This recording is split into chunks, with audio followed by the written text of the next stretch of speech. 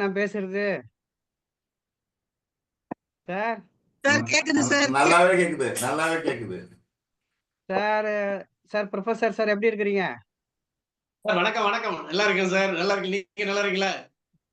Sir என் பேரு Thirunavukkarasu sir. நான் கும்பகோணம் தான் சார் உங்க சொல்லுங்க. ஊருக்காரர் அவரு, உங்க ஊருக்காரர் சார். அடடா. ஆனா இவரு எங்க ஊருக்காரர், இவரு வடலூருக்காரர். அப்படியா? ஆமா, வடலூர் அவரு. நான் கும்பகோணம் காலேஜ்ல 81 to 83 படிச்சேன் சார்.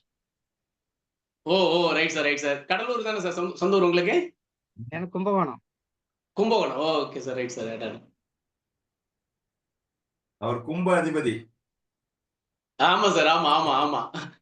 கும்ப அதிபதி. சார் ஏதாவது சொல்லுவாரு அவரு. மகா குளத்தோட ஓனர் அவர் தான். மகா குளம்.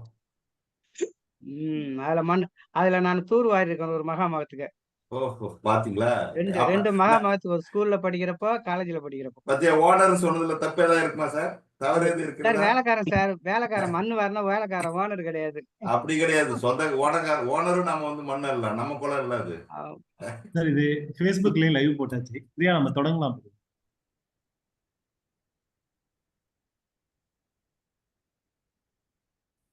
வருண் வருண் என்ன சொல்லுங்க. நம்ம டிஎன்பிஎஸ்சி அந்த வெப்சைட் Facebook இருக்குல்ல, ஆமாங்க, அதுல லைவ் கனெக்ஷன் கொடுத்துட்டா இன்னொருத்துல போட்டுரும். அதுல ஒரு 1000 பேர் பார்ப்பாங்க. அதை ஷேர் போடுறேன், உங்களுக்கு ஷேர் பண்றேன்.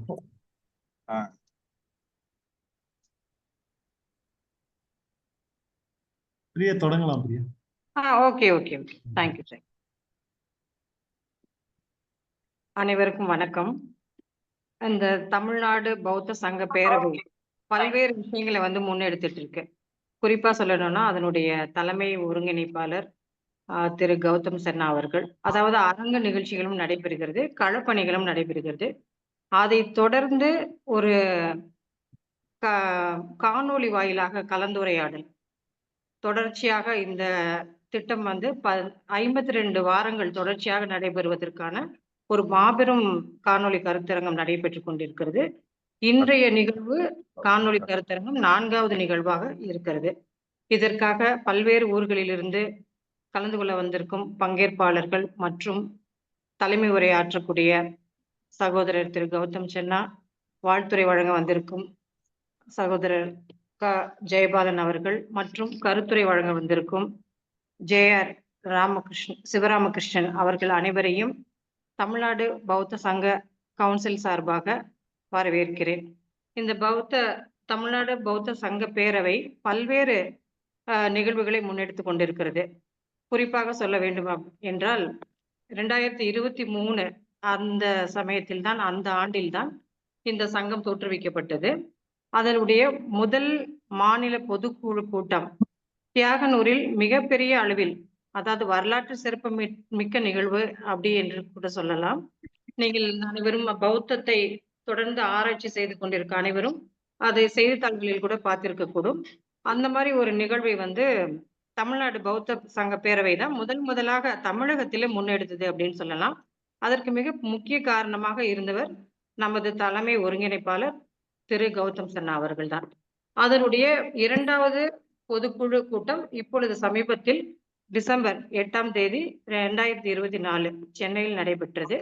இதன் தொடர்ச்சியாக பல்வேறு விஷயங்கள் நடந்து கொண்டிருந்தாலும், அதாவது அரங்க கூட்டங்கள் நடந்து கொண்டிருக்கிறது. அது இல்லாமல் களப்பணி என்றால் தற்பொழுது தமிழ்நாடு பௌத்த சங்க பேரவை மூலமாக பிக்குகளுக்கு என்று ஒரு பயிற்சி முகாம், 10 நாள் பயிற்சி முகாம் இந்த டிசம்பர் மாதம் 9ஆம் தேதியிலிருந்து 19ஆம் தேதி வரைக்கும், குறிப்பாக டிசம்பர் 10ஆம் தேதியிலிருந்து 19ஆம் தேதி வரைக்கும் காஞ்சிபுரத்தில் மிக சிறப்பாக நடைபெற்றது. இப்படி பல்வேறு நிகழ்ச்சிகள், அதாவது அரங்கு கூட்டங்கள், களப்பணி, புத்த பிக்குகளுக்கு பயிற்சி அளிக்கும் கூடிய முகாம், இது போன்ற அரங்கு கூட்டங்களும் களப்பணிகளும் இல்லாமல் இணைய வழியில ஒரு மாபெரும் கருத்தரங்கு, அதாவது ஒரு வருஷத்துக்கு தொடர்ச்சியாக ஒரு கருத்தரங்குக்காக நம்ம இந்த திட்டமிடலை தலைமை ஒருங்கிணைப்பாளர் கௌதம் சன்னா அவர்கள் செய்திருக்கிறார்கள். இதற்கு முன்பாக முதல் இதுல களப்பிரர்கள் பௌத்த பேரரசின் எழுச்சியும் வீழ்ச்சியும் குறித்து கருத்துரை திருமதி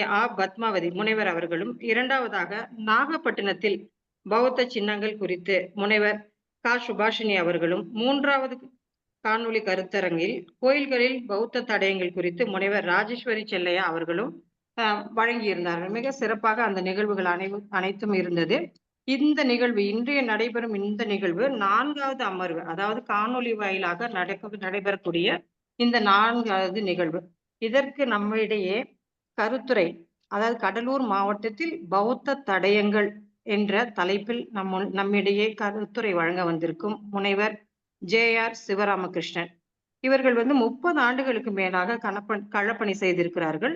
கடலூரில் கிட்டத்தட்ட 400 இடங்களில் பௌத்த தடயங்களை ஆராய்ச்சி செய்திருக்கிறார். அதை கண்டறிந்திருக்கிறார். இவர் தொல்லியல் முனைவர் விருது மற்றும் சான்றோர் விருது போன்ற பல விருதுகளையும், தமிழர்களின் வரலாற்று பதிவுகள் மற்றும் வரலாற்று நிலவியல் நோக்கில் சிதம்பரம் நகரும் நகர்ப்புறமும் போன்ற பல்வேறு நூல்களையும் இயற்றியுள்ளார்.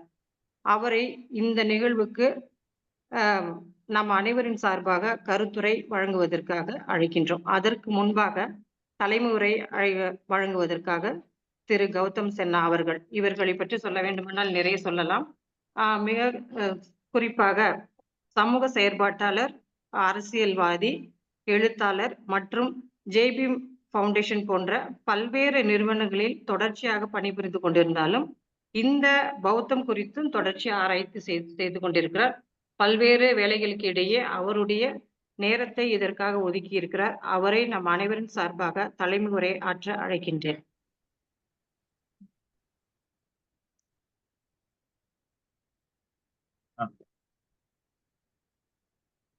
தமிழ்நாடு பௌத்தர்கள் சங்க பேரவை சார்பாக நடைபெறும் மாபெரும் கருத்தரங்கிற்கு 4வது அமர்வு இப்போது நடைபெற இருக்கிறது.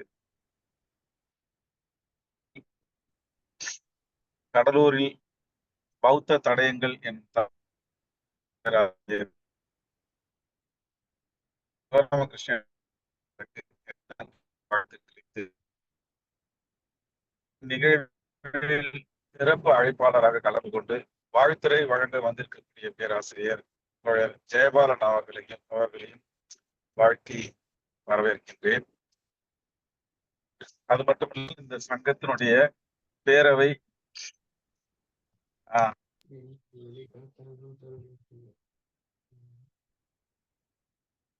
பேரவையின் மகளிர் பொறுப்பாளர் திருமதி பிரியா அவர்களையும் நான் இந்த நேரத்திலே உங்களிடத்தில் அறிமுகப்படுத்துவதில் மகிழ்ச்சி. தமிழ்நாடு பௌத்தர்கள் சங்க பேரவை தொடர்ச்சியாக கடந்த 3 ஆண்டுகளாக கடுமையான பணிகளை ஆற்றி வருகிறது. தமிழகத்தில் பௌத்தம் உயிர்ப்போடு இருக்கிறது என்பதை நிலைநிறுத்துவதற்கு இந்த அமைப்பு மேற்கொண்ட பல்வேறு பணிகள் தமிழகத்தில் ஒரு மாபெரும் மாற்றத்தை இன்றைக்கு உருவாக்கி இருக்கிறது. தமிழ்நாடு அரசும் தமிழ்நாட்டில் பௌத்தர்கள் இருக்கின்றார்கள் என்கின்ற ஒரு சிந்தனையும் அரசுக்கு வந்திருக்கிறது என்பதுதான் தமிழ்நாடு பௌத்தர்கள் சங்க பேரவை செய்த சிறப்புகளில் ஒன்று என்று நான் நினைக்கின்றேன். பல்வேறு பணிகளை நாங்கள் தொடர்ந்து மேற்கொண்டிருந்தாலும் பௌத்தம் தொடர்பான அடிப்படை கட்டமைப்புகளை இப்பொழுது உருவாக்கி கொண்டிருக்கிறோம். பௌத்தம் என்றால் சங்கம் ஒன்று இருக்க வேண்டும். சங்கம் இல்லை என்றால் அது பௌத்தமாக இருக்காது, அல்லது அது ஒரு இயக்கமாக மாறி போய்விடும் என்கின்ற நிலையிலே சங்கத்தை முதலிலே உருவாக்க வேண்டும் என்று நாம் நினைத்தோம். அதன் அடிப்படையில் தான் தமிழ்நாடு பௌத்தர்கள் பேரவை, பௌத்தர்கள் சங்க பேரவை 2 அமைப்பாக நாங்கள் வைத்திருக்கிறோம்.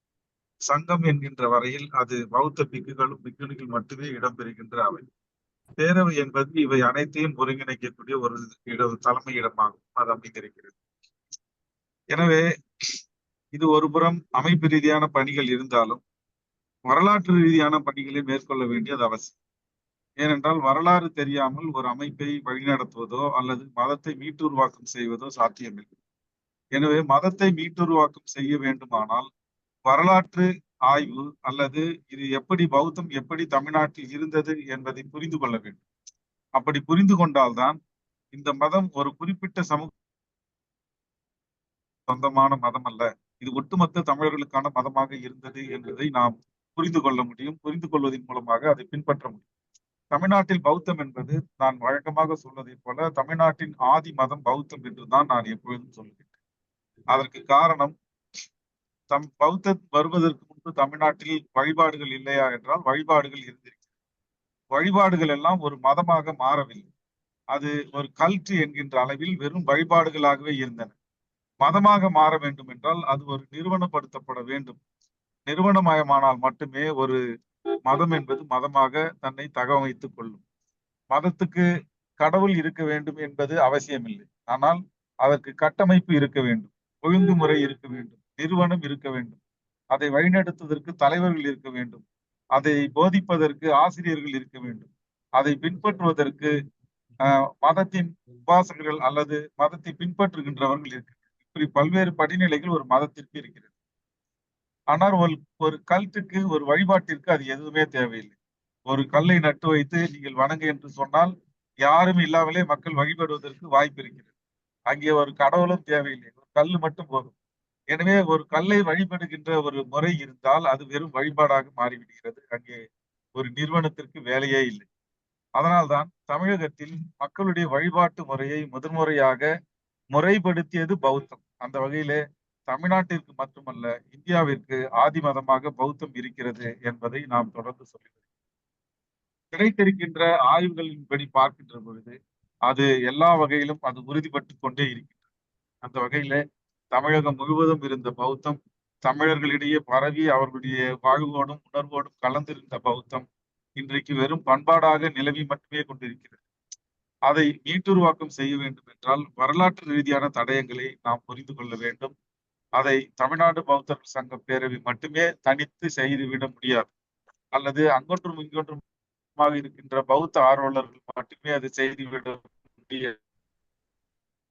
அவர்கள் தங்களது உடைமை, பொருள், நேரம், உழைப்பு எல்லாவற்றையும் இழந்து இது போன்ற தரவுகளை கண்டுபிடிப்பதற்கு தங்களை அர்ப்பணித்துக் கொண்டு உழைத்துக் கொண்டிருக்கின்றார்கள். அவர்களது அறிவை நாம் முழுமையாக பயன்படுத்திக் கொள்ள வேண்டும். அவர்கள் தங்களுடைய ஆர்வத்தின் மூலமாக செய்கின்ற இந்த அரிய பணிகளை மக்கள் புரிந்து கொண்டால் மட்டும்தான் பௌத்தத்தை பற்றி புரிந்து கொள்ள முடியும். எனவே பௌத்தம் பற்றி போதிப்பவர்கள் அத்தனை பேருமே பௌத்தர்களாக இருக்க வேண்டும் என்பதல்ல. அந்த ஆய்வாளர்கள் அத்தனை பேருமே பௌத்தர்களாக இருக்க வேண்டும் என்பதல்ல. அவர்கள் உண்மையான வரலாற்று ஆசிரியர்களாக இருந்தால் மட்டுமே போதும் என்ற தமிழகம் முழுவதும் இருக்கின்ற வரலாற்று ஆய்வாளர்களை ஒருங்கிணைத்து தொடர்பு கொண்டு இந்த பெரும் பணியை நாம் முன்னெடுத்திருக்கிறோம். தொடர்பு கொண்ட அத்தனை பேராசிரியர்களும், ஆய்வாளர்களும், தொல்லியல் அறிஞர்களும் எந்தவித மன சுணக்கமும் இல்லாமல் உடனடியாக இந்த திட்டத்தில் நாங்கள் எங்களது பங்களிப்பை செய்கின்றோம் என்று சொன்னதே எங்களுக்கு ஒரு மிகப்பெரிய அங்கீகாரம். அந்த வகையில் பேராசிரியர் சிவராமகிருஷ்ணன் இந்த கடலூரில் பௌத்தம் என்கின்ற தலைப்பில் நம்மோடு ஆற்றுகின்ற உரை பல்வேறு ரகசியங்களை திறக்கும் என்று நான் நம்புகின்றேன். பல திறப்புகளை அது உருவாக்கும். கட்டமைக்கப்பட்டிருக்கின்ற பல்வேறு கட்டுக்கதைகளை அதை கட்டுடைக்கும். தமிழ்நாட்டு பௌத்தர்கள் மட்டுமின்றி இதுதான் எங்களுடைய மதம், இதுதான் எங்களது குறியீடுகள் என்று நம்பிக்கொண்டிருக்கின்ற பல பேருக்கு இது ஒரு தெளிவை தரும் வகையில் எங்களது அழைப்பை ஏற்று உரையாற்ற வந்த பேராசிரியர் டாக்டர் சிவராமன் அவர்களுக்கு எனது நெஞ்சம் நிறைந்த நன்றியை நான் தெரிவித்துக் கொள்கின்றேன். இத்துடன் எனது தலைமை உரையை நிறைவு செய்து அமர்கின்றேன். நன்றி, வணக்கம். நன்றி திரு கௌதம் தன்னா அவர்களின் தலைமை உரை ஆற்றியமைக்காக. அடுத்ததாக வாழ்த்துறை வழங்குவதற்காக பேராசிரியர் க ஜெயபாலன், தமிழ் துறை தலைவர், நந்தனம் அரசு கலைக் கல்லூரி அவர்களை அழைக்கின்றேன்.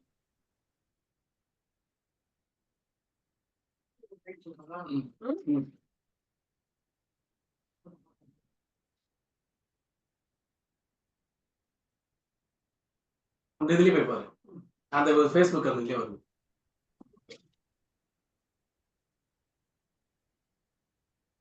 ஜெயபால் நினைவுன்னு நினைக்கிறேன். நம்ம நேரம் இதுக்கு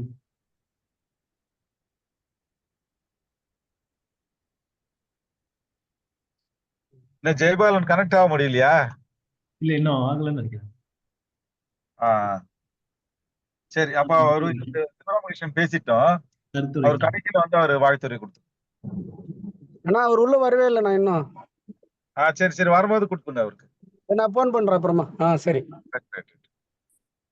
இன்னைக்கு எல்லாரும் இங்க இருக்கிறவங்க எல்லாரும் அவங்கவுங்க Facebookல இந்த நம்ம தமிழ்நாடு புத்திஸ்ட் சங்க கவுன்சிலுடைய Facebook கனெக்ஷன்ல லைவ் போட்டாச்சு. அதை அப்படியே எல்லாரும் நீங்க கனெக்ட் பண்ணிடுங்க. Facebookல ஷேர் பண்ணிடுங்க எல்லாரும். சரி, ஓகேண்ணா, Facebookல, ஓகே. ட்விட்டர்ல எல்லாத்துலயும் ஷேர் பண்ணிடுங்க. அப்பதான் இது நம்ம பரவலா போய் சேரும்.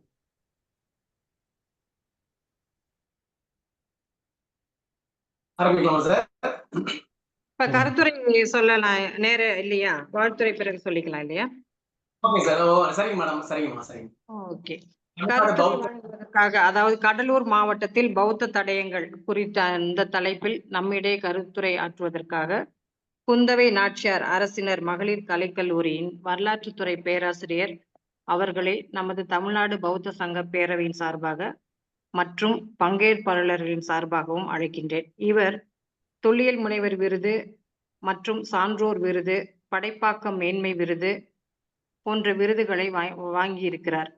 தமிழரின் வரலாற்று பதிவுகள் வடலூர் வரலாறு கற்காலம் முதல் தற்காலம் வரை என்ற தலைப்பிலும், ராஜேந்திர சோழனின் ஒட்டதேச வெற்றி போன்ற நூல்களும், சிதம்பரத்தின் புவிசார் அமைப்பும் ஊர் உருவாக்கமும், நிலவியல் நோக்கில் கங்கை கொண்ட சோழபுரம் வரலாறு, வரலாற்று நிலவியல் நோக்கில் சிதம்பரம் நகரும் நகர்ப்புறமும் போன்ற பல்வேறு நூல்களை இயற்றியுள்ளார். குறிப்பாக நமது தலைமை ஒருங்கிணைப்பாளர் பேசும்போது சொன்னார், அதாவது அது மனித வளம், எந்த ஒரு நாடும் அல்லது ஒரு நிறுவனமும் வளர்ச்சி அடைவதற்கு நமக்கு மனித வளம் மிக மிக இன்றியமையாதது, ஹியூமன் கேபிட்டல் அப்படின்னு சொல்லுவோம்.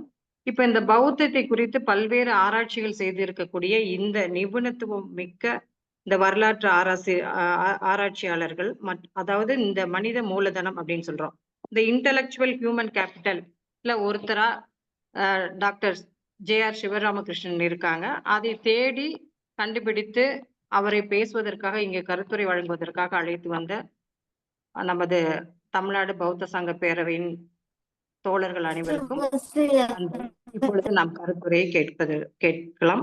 ஏதாவது சந்தேகங்கள் இருந்தாலும் கேட்கலாம். நன்றி. நன்றி மேடம், நன்றி மேடம். தமிழ்நாடு பௌத்தர்கள் சங்க பேரவை நடத்துகின்ற தமிழ்நாட்டின் பௌத்தம் இணைய வழியாக நடத்தக்கூடிய மாபெரும் கருத்தரங்கின் 4வது அமர்வில் கடலூர் மாவட்டத்தின் பௌத்த தடயங்கள் என்ற தலைப்பினை எனக்கு தேர்வு செய்து அளித்த இந்த அமைப்பின் தலைமை ஏற்று வழிநடத்தி கொண்டிருக்கின்ற மாபெரும் தலைவர் கௌதம சன்னா அவர்களுக்கும், வாழ்த்துரை வழங்க உள்ள ஜெயபாலன் சார் அவர்களுக்கும், மற்றும் தொகுத்து வழங்கிய இந்த நிகழ்ச்சியை தொகுத்து வழங்கி கொண்டிருக்கின்ற அம்மையார் பிரியா அவர்களுக்கும், மற்றும் இணைய வழியாக இணைந்துள்ள அனைத்து பௌத்த உள்ளங்களுக்கும் எனது வணக்கத்தினையும் நன்றியினையும் தெரிவித்துக் கொள்கிறேன். பௌத்தம் என்பது இந்தியாவினுடைய ஆதி மதம், ஆதி சமயம் என்பது ஆணித்தரமான உண்மை. இவை வரலாற்றில் பல இடங்களில் கட்டமைக்கப்பட்டிருக்கிறது. இருந்தாலும் மாமன்னர் அசோகருடைய காலகட்டத்தில் இது உலக சமயமாக மாற்றக்கூடிய முயற்சியும் நடைபெற்று அதில் மாமன்னர் அசோகர் இமாலய வெற்றி பெற்றார் என்றால் அது மிகையன்று. தன்னை சண்ட அசோகா என்று கூறிக்கொண்ட அசோகருடைய பழைய ஆவணங்கள் அவர் என்று, எதனால், எப்பொழுது, எந்த நேரத்தில் அவர் பௌத்த சமயத்தை தொட ஆரம்பித்தாரோ அன்று முதல் அவரை தர்ம அசோகனாக மாற்றிய பெருமை பௌத்தத்திற்கு உண்டு. எனவேதான் இந்த பௌத்தத்தை தொடக்கூடிய அத்தனை பேருமே பார்த்தோம்னா தர்மசீலர்களாகவும், மனிதநேய மிக்கவர்களாகவும், அறப்பண்பாளர்களாகவும், அரசீலர்களாகவும் வழங்கக்கூடிய, அவர்கள் உருவாகக்கூடிய பண்பு பௌத்தத்துக்கு மட்டுமே உண்டு. இன்று உலக அமைதி என்று பேசக்கூடிய இந்த காலகட்டத்தில் நமக்கு பௌத்தம் என்கின்ற இந்த உலகளாவிய இந்த சமயமானது இட்டு சென்றால்தான் நாம் உலகத்தை, இனி இந்த பூமியை நாம் காப்பாற்ற முடியும். அனைத்து மறுப்புகளையும் தகர்த்து எறியக்கூடிய ஒரு அமைப்பாக இந்த பௌத்தம் பண்டைய காலம் முதலே விளங்கியது. அந்த அடிப்படையில் கடலூர் மாவட்டத்தில் பௌத்தம் என்ற இந்த தலைப்பில் கிட்டத்தட்ட ஒரு 15 ஆண்டு காலமாக கடலூர் மாவட்டத்தில் 385 கிராமங்களில் நான் ஆய்வை மேற்கொண்ட பொழுது பௌத்த தடயங்கள் பரவலாக பல கிராமங்களிலே இருந்ததை நாம் அறிய முடிந்தது. அதில் குறிப்பாக கல்வெட்டு தரவுகள் இருக்கின்றன. சில இடங்களில் பெரிய மடாலயங்கள் இருந்திருக்கின்றன. சில இடங்களில் பார்த்தோம்னாக்க அது வணிகர்களாலும், மாபெரும் கடல் ஆளுமை மிக்க கடல்சார் வணிகர்களாலும் இந்த பௌத்தமானது தழைத்துவங்க செய்யப்பட்டு இருக்கிறது. பல இடங்களிலே பார்த்தோம்னாக்க கிட்டத்தட்ட 6க்கும் மேற்பட்ட இடங்களிலே பௌத்த விகாரைகள் இருந்திருக்கின்றன. இவைகள் எல்லாம் காலப்போக்கில், குறிப்பாக அதாவது இந்து மதத்தினுடைய இந்து சமயத்தினுடைய தாக்குதலின் விளைவாக இந்த பௌத்தமானது ஒரு பின்னடைவை ஏற்படுத்தி இருக்கிறது என்பதனையும் இந்த கடலூர் மாவட்ட கள ஆய்விலே இந்த பௌத்த மதத்தினுடைய வீழ்ச்சியானது பௌத்தத்தினுடைய இந்த வீழ்ச்சியானது எப்படி இருந்தது என்பதனை உணர முடிந்தது. ஆரம்பத்தில் பார்த்தோமானால் கடலூர் மாவட்டத்தில் குறிப்பாக திருப்பாதிரிப்புலியூர் என்ற ஊரில் மிகப்பெரிய, அதாவது கடலூர் மாவட்டத்தில் கிபி 6ஆம் நூற்றாண்டிற்கு முன்பாகவே புத்த மதமானது புகழ்பெற்று இருந்ததாக பல தரவுகள் நம்மிடையே கிடைக்கின்றன. குறிப்பாக கடலூர் மாவட்டத்தில் உள்ள திருப்பாதிரிப்புலியூர், திருச்சோபுரம், திருமாலிக்குழி, திருவதிகை, பெண்ணடம், ராஜேந்திரப்பட்டினம், இப்பொழுது இருக்கக்கூடிய கள்ளக்குறிச்சி மாவட்டத்தில் இருக்கக்கூடிய உலகிய நல்லூர் போன்ற ஊர்களில் பார்த்தோம்னாக்க இந்த புத்த மதத்தினுடைய தடயங்கள், புத்த சமயத்தோடு இருக்கக்கூடிய ஆலயங்களுடைய பதிவுகளை நாம் காண்கின்றோம். இவைகள் அனைத்தும் இவர்கள் புத்த மத வழிபாட்டினுடைய இடங்களாகவும் அச்சமயத்தை சார்ந்த மக்களுக்கு அதிக அளவில் வாழ்ந்துள்ளதையும் இங்கு நடத்தப்பட்ட கள ஆய்வு மற்றும் தொல்லியல் கள ஆய்வில் கண்டறியப்பட்டுள்ளன. குறிப்பாக கடலூர் மாவட்டம் திருப்பாதிரிப்புலியூரில் கிபி 5ஆம் நூற்றாண்டில் இருந்த சமண பள்ளியில் தர்மசேனராக இருந்தவர் 63 நாயன்மார்களில் ஒருவரான திருநாவுக்கரசர் ஆவர். இவர் சமண சமயத்தில் இருந்து சைவத்திற்கு மாறியதன் காரணமாக இங்கிருந்த சமண பள்ளி முற்றிலும் அழிக்கப்பட்டது. அவ்வாறு அழிக்கப்பட்ட பகுதியை கொண்டு திருவதிகையில் 1ஆம் மகேந்திரவர்ம பல்லவன் குணபர ஈஸ்வரன் என்ற சிவன் கோயிலை கட்டினான். இதே காலகட்டத்தில் திருப்பாதிரிப்புலியூரில் சமணம் தழைத்துவங்கிய இருந்த அதே காலகட்டத்தில் பௌத்த சமயத்திற்கான மடாலயங்களும் இருந்திருக்கின்றன. இதே திருப்பாதிரிப்புலியூரில் நாம் பார்க்கலாம். இதுக்கு பேரே பாடலிபுத்திரம் என்று நமக்கு பண்டைய ஆதாரங்கள் தெரிவிக்கின்றன. எப்படி பாட்னாவினுடைய பழைய பேரான பாடலிபுத்திரத்திற்கு அந்த பெயர் இருந்ததோ அதே போன்று இது தென்னகத்தினுடைய பாடலிபுத்திரமாகவும் பௌத்த சமயத்தினுடைய இந்த தென் மாவட்டங்களிலும் குறிப்பாக தென் தமிழகத்திலும் பரப்பக்கூடிய வகையில் ஒரு மாபெரும் இடமாக, எப்படி தென்கிழக்கு ஆசியாவிற்கு பௌத்த மதத்தை கொண்டு சென்றதில் பாடலிபுத்திரத்திற்கு ஒரு பெரும் பங்களிப்பு இருக்கிறதோ அதே போன்று தென்னகத்தில் பௌத்த மதத்தையும் பௌத்த சமயத்தையும் பௌத்த பரப்புரையாளர்களையும் கொண்டு சென்ற பெருமை கடலூர் மாவட்டத்தில் இருக்கக்கூடிய திருப்பாதிரிப்புலியூருக்கும் உண்டு. அதனால்தான் அதனை பாடலிபுத்திரம் என்றே பண்டைய இலக்கியங்கள் குறிப்பாக பண்டைய சான்றுகள் நமக்கு பகர்கின்றன. எனவே அந்த அடிப்படையில் இதே அந்த பாடலிபுத்திரம் இருக்கக்கூடிய இன்றைய திருப்பாதிரிப்புலியூரில் புத்தருடைய மாபெரும் சிலை ஒன்று கிடைக்கப்பட்டது. அந்த புத்தர் சிலையானது தற்பொழுது குமரப்ப நாயக்கன் பேட்டையில் உள்ளது. இந்த புத்தர் சிலையானது முற்காலத்தில் திருப்பாதிரிப்புலியில் இருந்த பௌத்த விகாரத்திற்கு சொந்தமானதாக இருக்க வேண்டும் என்று இதனை அறிந்த ஆய்வாளர்கள் மற்றும் அது கிடைக்கப்பட்ட இடம் இவைகளை வைத்துக் கொண்டு மிகப்பெரிய ஒரு பௌத்த விகாரை ஒன்று பாடலிபுத்திரத்தில் இருந்தது என்பதனை கட்டமைக்கின்றார்கள். இன்றும் இந்த சமண பள்ளி இருக்கக்கூடிய அதன் அருகாமையில் நடக்கக்கூடிய வீடு கட்டுகின்ற பொழுது தோண்டப்படுகின்ற பள்ளங்களில் பௌத்த தடயங்கள் இன்றும் அந்த தெருக்களில் கிடைக்கின்றன. எனவே பண்டைய காலத்தில் குறிப்பாக கிபி 5ஆம் நூற்றாண்டுக்கு முன்பாகவே கடலூர் மாவட்டத்தில் இருக்கக்கூடிய திருப்பாதிரிப்புலியூர் பௌத்த சமயத்தினுடைய மிகப்பெரிய ஆளுமை மிக்க ஒரு இடமாக இந்த இடம் திகழ்ந்திருக்கிறது என்பதனை அங்கு கிடைத்த புத்த சிலையே இதற்கு சான்றாக நாம் அதனை குறிப்பிடலாம். அதற்கு அடுத்ததாக இடையூறுக்கு மன்னிக்கவும், நான் பவர் பாயிண்ட் ஷேர் பண்ணிட்டீங்களா? பண்ணிடுங்க நீங்க பண்ணிடுங்க அருண், பண்ணிடுங்க, நீங்க அப்படியே பண்ணிட்டு வாங்க.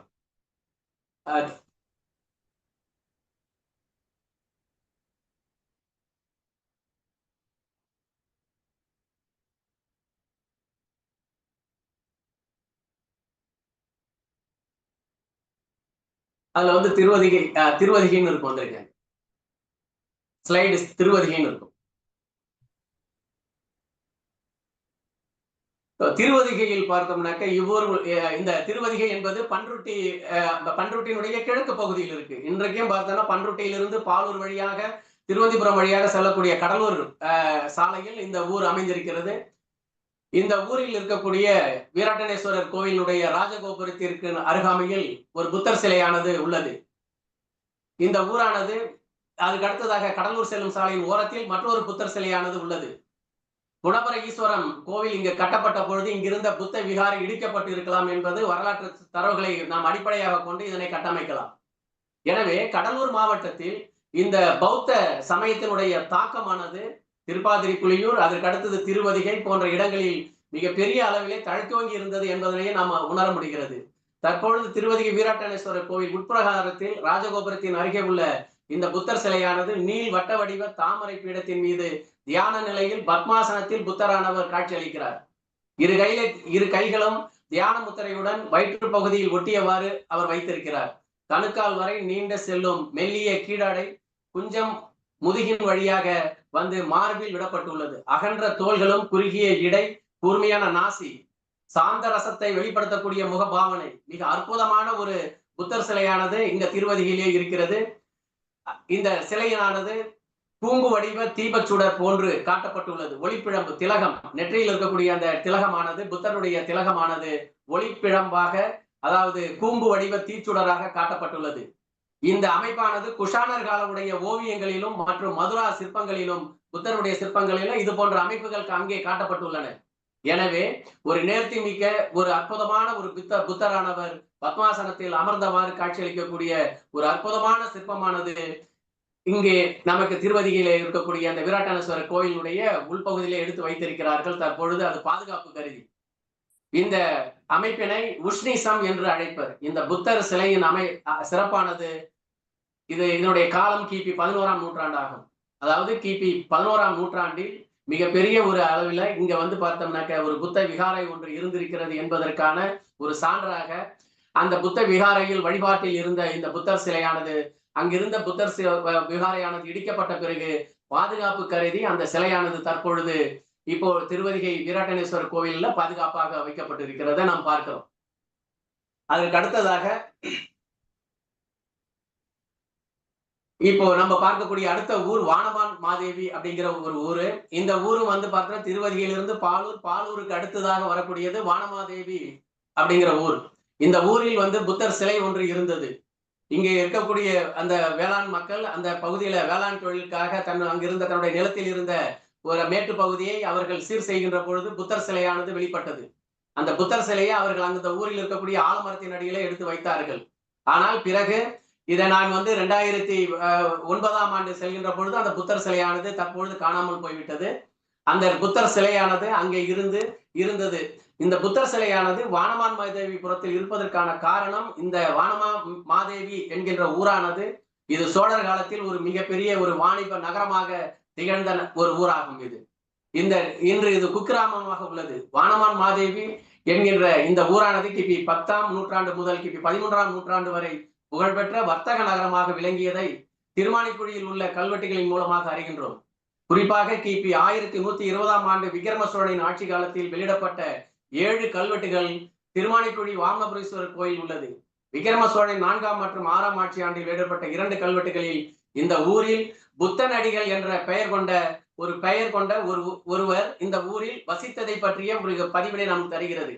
இந்த புத்தனடிகள் என்கின்ற இந்த பெயரானது இந்த பெயர் 1120ஆம் ஆண்டு கிபி 1120ஆம் ஆண்டு விக்ரம சோழனுடைய ஆட்சி காலத்தில் இந்த வானமான் மாதேவி என்கின்ற ஊரில் புத்தனடிகள் என்கின்ற ஒருவர் வாழ்ந்திருக்கிறார் என்பதற்கான தக்க சான்றாக இந்த கல்வெட்டினை நாம் கூர்நோக்கலாம். அங்கே கிடைத்திருக்கக்கூடிய புத்தர் சிலையும் ஏறக்குறைய இதே காலகட்டத்தை சார்ந்த புத்தர் சிலை. இந்த புத்தர் சிலைக்கும் அந்த புத்தர் சிலை இருந்த இடமும் வானமான் மாதேவி என்று இன்னைக்கு குக்கிராமமாக இருக்கக்கூடிய இந்த ஊரானது இது வானமான் மாதேவி புறம் என்று கல்வெட்டுகளிலே குறிப்பிடப்படுவதால் இந்த ஊரினுடைய பிற்பகுதியில் வரக்கூடிய அதாவது பின்னோட்டில் வரக்கூடிய புறம் என்பது வணிகர்களின் குறிப்பாக அதாவது உள்நாடு மற்றும் வெளிநாடு வணிகர்களுடைய ஒரு இடமாக வாழ்விடமாக ஒரு வணிக இடமாக இது சோழர் காலத்திலே திகழ்ந்திருப்பதற்கு என்பதற்கான சான்றாக இந்த ஊரினை நாம் வந்து அறியலாம். ஆனால் அப்படிப்பட்ட இந்த ஊர்ல குறிப்பாக இந்த பௌத்த சமயம் என்பது சமயமானது வளர்க்கப்பட்டிருக்கும் வணிகர்களுக்கும் தொடர்புண்டு. புத்த சமயத்திற்கும் வணிகர்களுக்கும் நெருங்கிய தொடர்பு இருப்பதை நாம் வந்து பாடலிபுத்திரத்தில் இருந்து தமிழகம். எனவே இந்த புத்த சமயத்தை அன்று வளர்த்தவர்கள் யார் என்றால் வணிக குடிமக்கள் தான் இருந்தார்கள். அது அயலக வணிகர்களாக இருக்கலாம் அல்லது உள்நாட்டை சார்ந்த வணிகர்களாக இருக்கலாம். தமிழகத்தில் இருக்கிறதோ அந்த இடங்களில் எல்லாம் இருந்தது. அந்தந்த ஊர்களில் புத்த தடயங்கள் இருந்திருப்பதற்கான கிடைக்கப்பட்டு வருகிறது. அந்த அடிப்படையில நாம் பார்க்கக்கூடிய வானமான் மாதேவி புரம் என்று சோழர் காலத்தில் அழைக்கப்பட்ட அந்த ஊரிலும் ஒரு புத்தர் விகாரை ஒன்று இருந்திருக்க வேண்டும். அந்த புத்த விகாரையில் இருந்த புத்த சிலைதான் பின்னாடி வந்து நமக்கு வந்து அந்த நிலத்தை சீர் செய்கின்ற பொழுது கிடைத்தது. அந்த சிலை தற்பொழுது அங்க இல்லை. எனவே நமக்கு அங்க கிடைக்கின்ற தரவு 2. ஒன்று புத்தர் சிலை கிடைக்கிறது, புத்தன் அடிகள் என்கின்ற பெயர் பொறிக்கப்பட்ட கல்வெட்டு சான்று நமக்கு இருக்கிறது. அந்த அடிப்படையில் வானமான் மாதேவிபுரத்தில் மிகப்பெரிய ஒரு அளவில் ஒரு புத்தர், ஏன்னா அந்த புத்தர் சிலையே பிரம்மாண்டமான சிலை. அந்த சிலையினுடைய உயரத்தையும் அந்த தோற்றத்தையும் வைத்து அங்கு எவ்வளவு பெரிய அளவுல ஒரு வணிக, அதாவது புத்த விகாரை ஒன்று இருந்தது என்பதை நாம் அறியலாம். அந்த அடிப்படையில வானமான் மாதேவிபுரம் என்கின்ற இந்த வானமான் மாதேவி ஒரு காலத்தில் ஒரு புகழ்பெற்ற நகரமாக இருந்தது. அங்கே பௌத்த தடயங்கள் இருந்தன, பௌத்த விகாரை இருந்தது, பௌத்த சமயம் அங்கே தழைத்தோங்கி இருந்தது என்பதனை நாம் இதன் மூலமாக கட்டமைக்கலாம். அடுத்ததாக நாம் பார்க்கக்கூடிய ஊர் கடலூர் மாவட்டத்தில் பெண்ணாடம் என்கின்ற ஒரு ஊர். இந்த பெண்ணடம் கடலூர் மாவட்டத்தில் உள்ள திட்டக்குடி வட்டத்தில் உள்ளது. பெண்ணடத்தில் 2 புத்தர் சிலைகள் இருந்தன. ஒன்று சென்னை அருங்காட்சியகத்திலும் மற்றொரு சிலையானதும் இவ்வூரில் உள்ள புத்தர் தெருவில் உள்ளது. பெண்ணடம் சுடர்கொழுந்தீஸ்வரரை பற்றிய திருஞான சம்பந்தர் மற்றும் திருநாவுக்கரசர் ஆகியோருடைய தேவார பதிகத்தில் இவ்வூரை கடந்தை நகர் என்று குறிப்பிடுகின்றனர். கிபி 18ஆம் நூற்றாண்டில் வாழ்ந்த சமய சீர்திருத்தவாதி வள்ளல் ராமலிங்க அடிகளார் தமது யார்த்த அந்த அருட்பாவிலே வீங்கானை மாடஞ்சேர் விண்ணன்றகள் கடந்தை என்று குறிப்பிடுகிறார் தன்னுடைய அருட்பாவில்.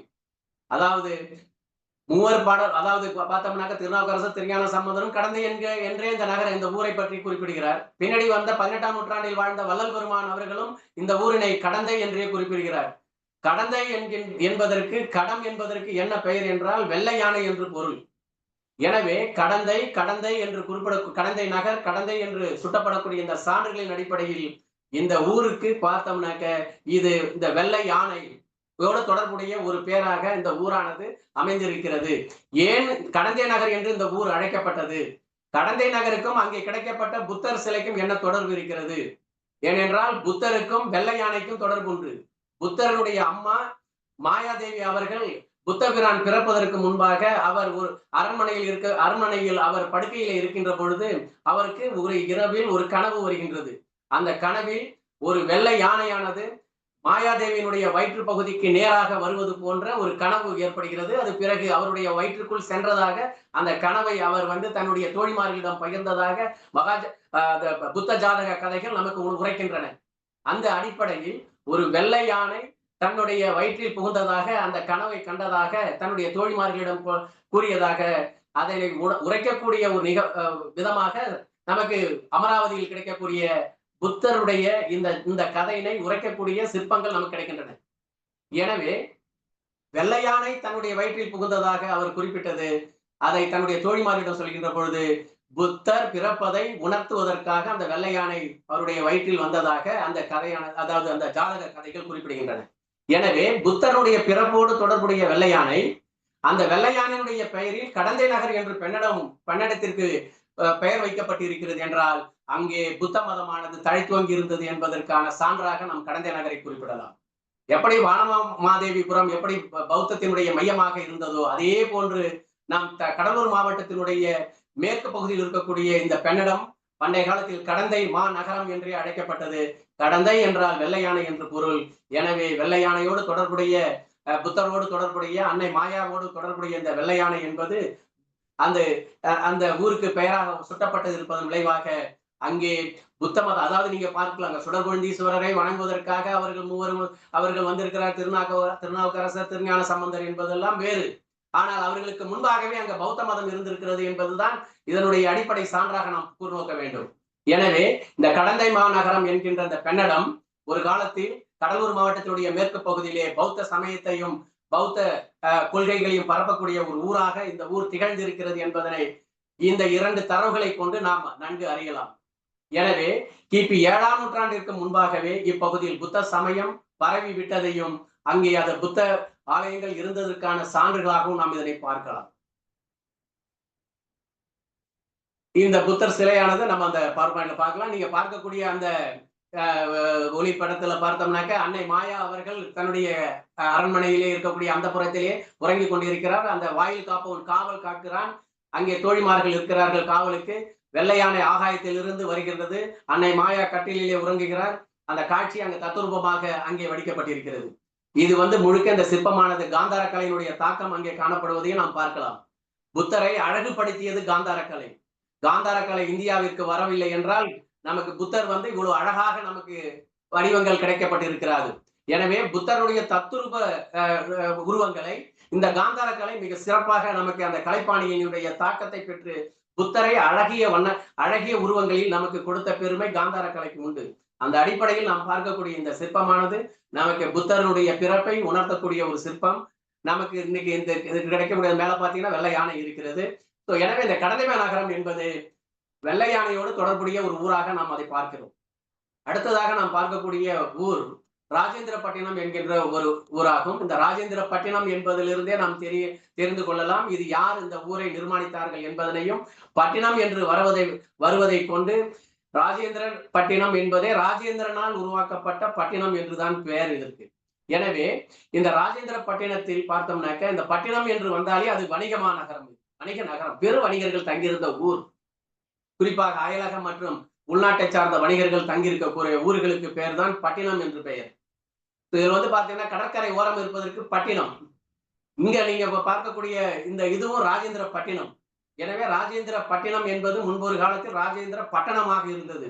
இப்பொழுது வழக்கு ஒழிந்து அது பட்டினமாக மாறிவிட்டது.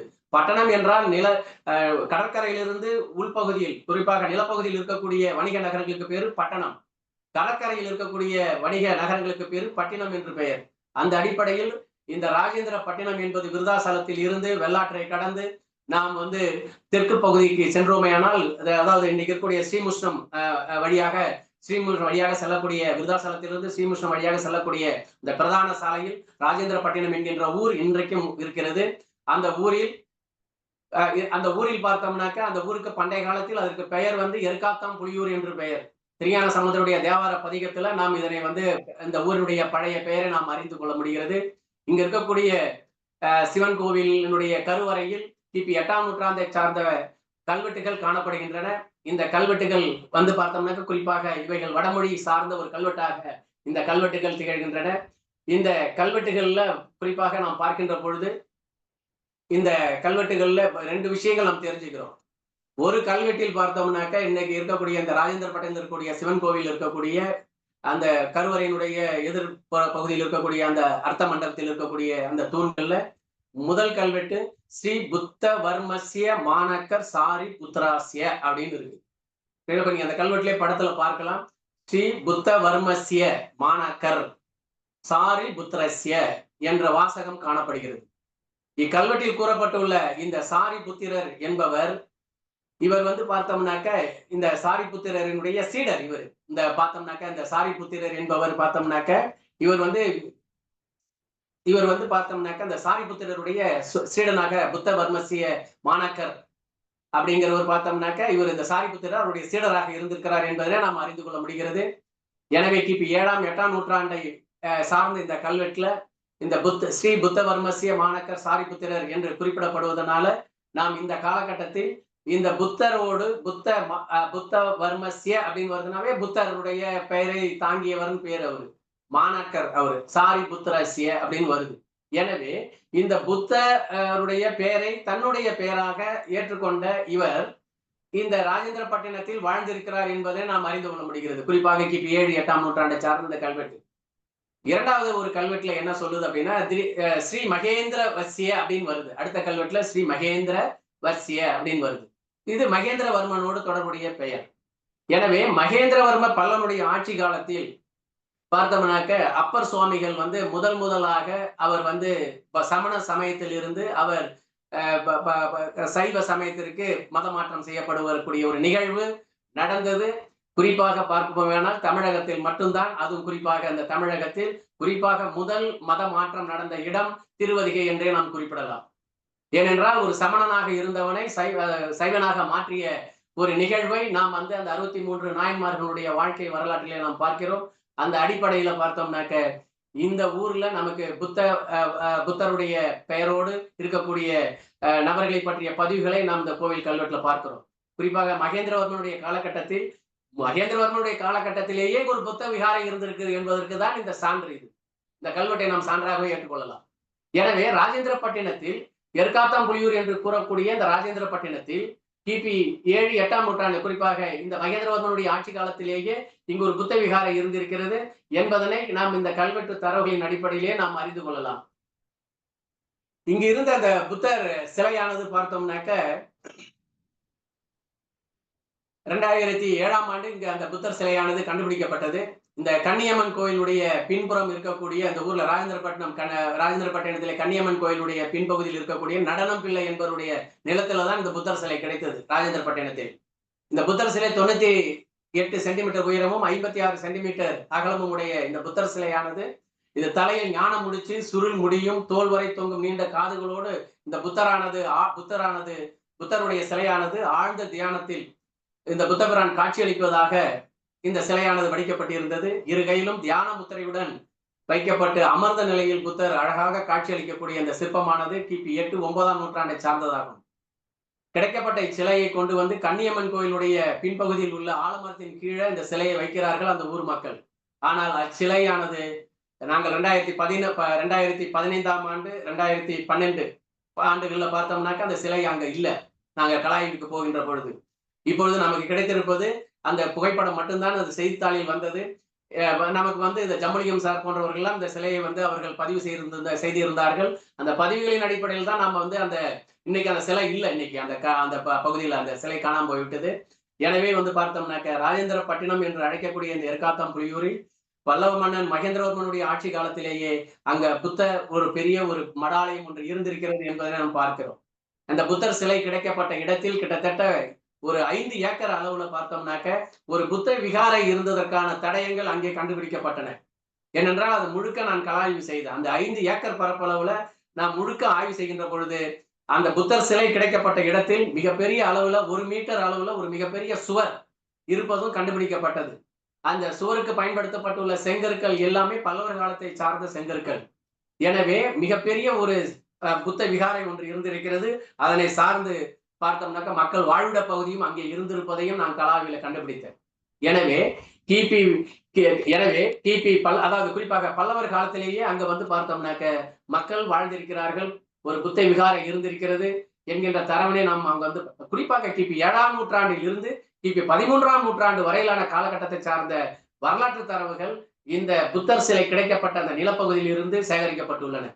எனவே இந்த பகுதியில பார்த்தோம்னா பல்லவர்களுக்கு அடுத்ததாக சோழ மன்னர்களுடைய ஆட்சி காலத்திலும் அங்கிருந்த புத்த விகாரை செல்வாக்கு பெற்ற ஒரு இடமாக அது இருந்திருக்கிறது. காரணம், இந்த ஊரை எர்காத்தாம்புலியூர் என்று இருந்த இந்த ஊரை ராஜேந்திர சோழன் அதனை பட்டினமாக மாற்றுகிறான், ஒரு வணிக நகரமாக மாற்றுகிறான் என்கின்ற தரவினையும் நாம் அங்க பார்க்கிறோம். அந்த பெயர் சுட்டலில் இருந்தே நாம் அதை அறிந்து கொள்ளலாம்.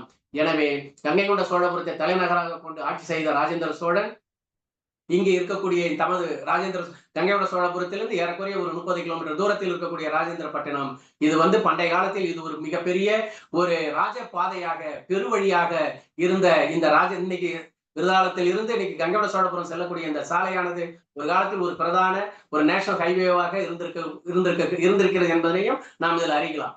எனவே அந்த ராஜபாதையில் இருந்த இந்த ராஜேந்திரப்பட்டினமானது அங்க இருந்த அந்த புத்த விகாரை செல்வாக்கு பெற்றிருக்கும் என்பதனை நாம் வந்து மறுப்பதற்கு இல்லை.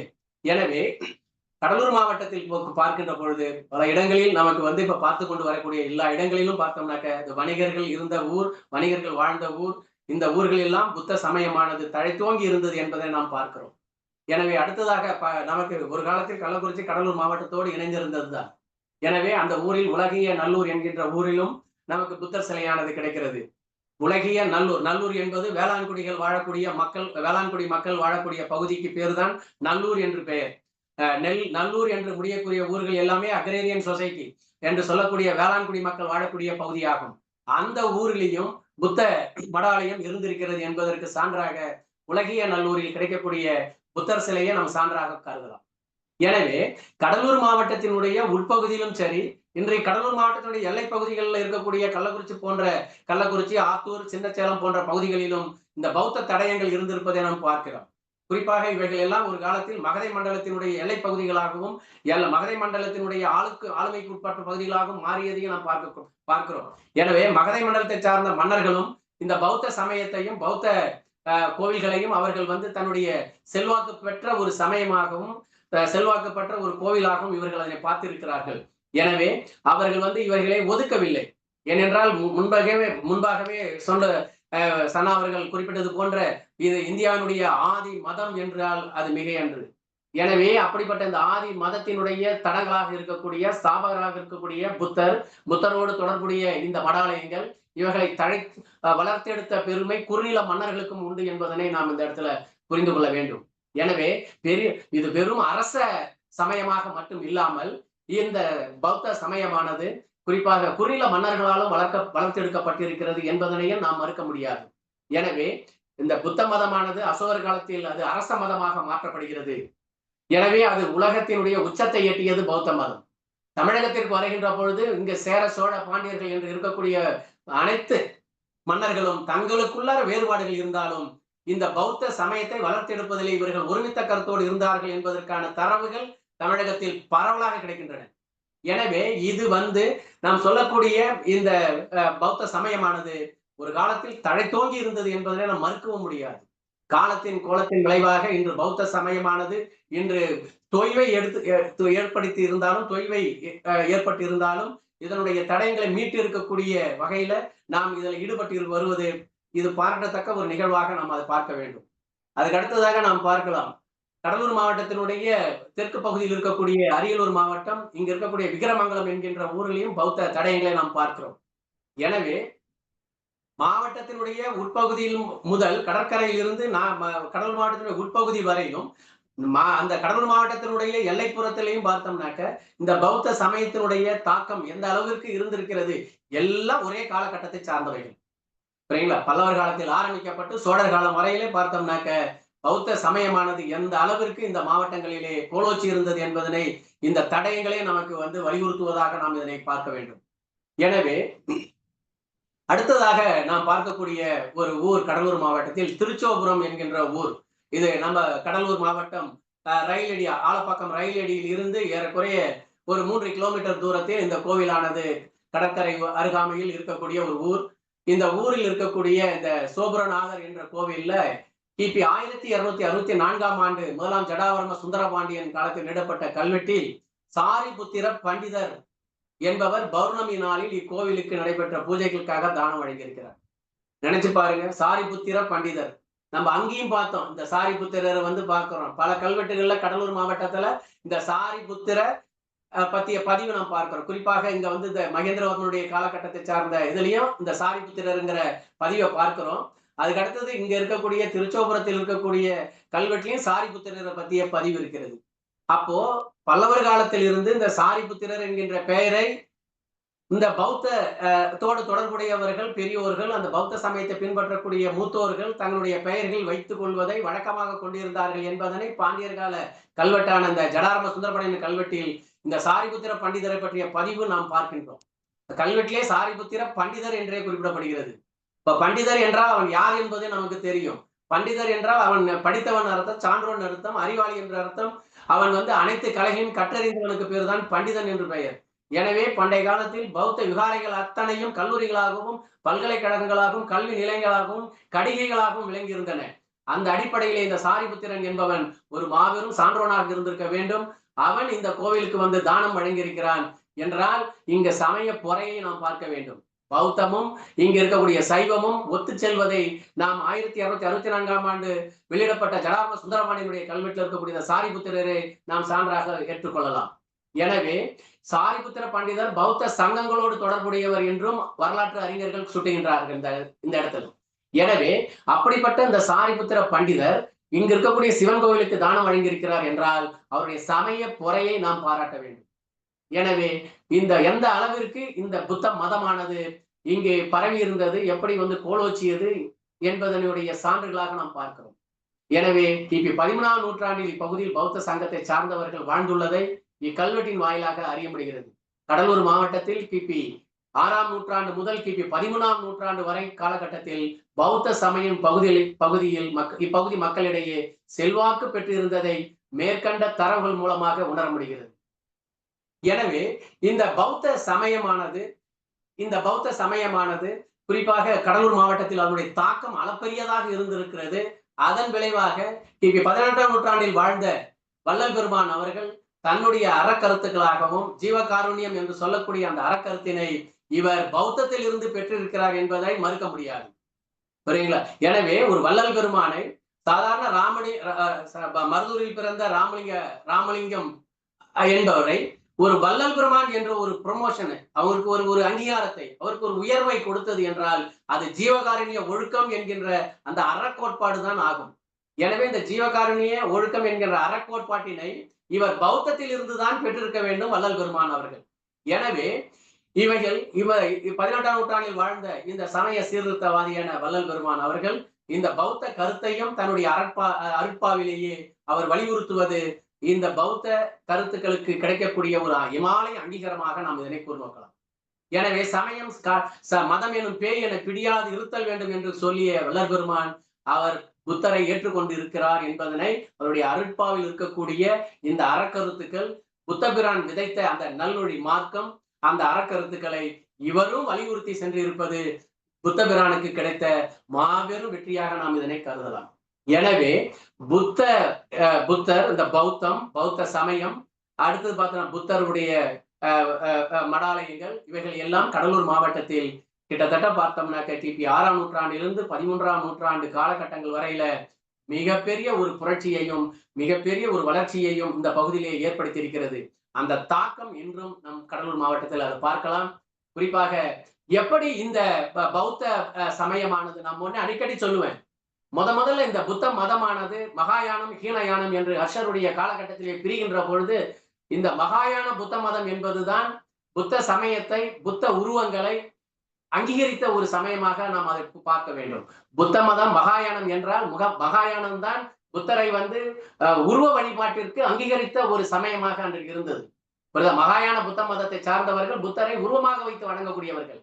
எனவே இந்த மகாயான புத்த மதமானது புத்தருடைய உருவங்களை மக்களுக்கு கொண்டு சேர்க்கக்கூடிய, அதாவது புத்தருடைய உருவம், புத்தருடைய அறக்கருத்துக்கள், புத்தருடைய வாழ்வியல் போதனைகளை கதையாகவும் அவைகளை சிற்பங்களாகவும் வடித்து, அதாவது புத்தருடைய வாழ்க்கை வரலாற்றினை அவர்கள் படிப்பவர்கள் நூலாக படித்து விடுவார்கள். அப்ப பாமரனுக்கு புரியாத பாஷையாக இருக்கக்கூடிய அந்த மொழி, அதை அவர்கள் சிற்பமாக புத்தருடைய வாழ்க்கை போதனைகளை வடிக்கின்ற பொழுது அந்த சிற்பத்தை உணர்ந்த அந்த அறக்கருத்துக்களை ஏற்றுக்கொள்வார்கள் படிப்பறிவு அல்லாதவர்கள். அப்படிங்கிறதுக்காக தான் சிற்பத்தில் அவர்கள் புரட்சியை பண்ணினார்கள். அந்த இமாலய பணியை செய்தது மகாயான புத்த மதம்.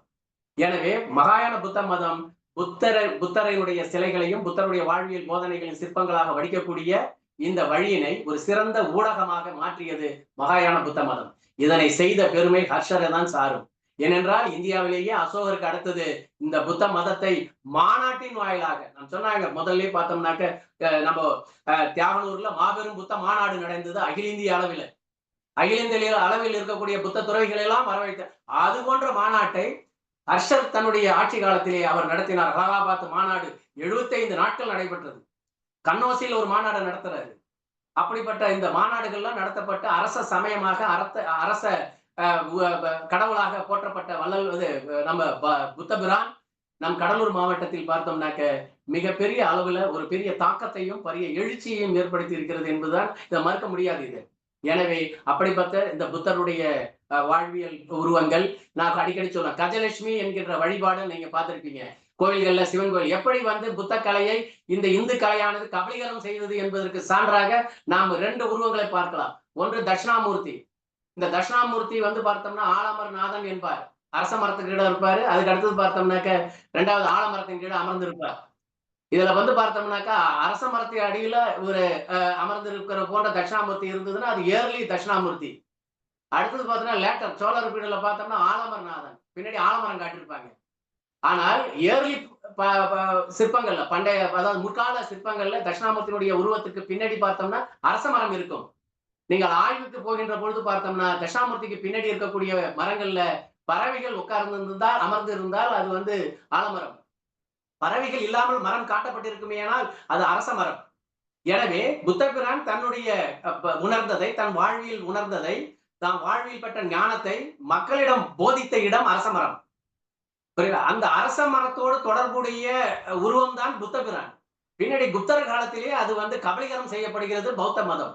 எனவே அவ்வாறு வருகின்ற பொழுது புத்தராக இருந்தவர் அரச மரத்தடியிலிருந்து தன்னுடைய போதனைகளை தன்னுடைய மாணாக்கர்களுக்கு வழங்கிய புத்தபிரான் இங்க இந்த குப்தனுடைய காலகட்டத்தில் அது பார்த்தோம்னாக்க தட்சிணாமூர்த்தியாக மாற்றப்படுகிறார்.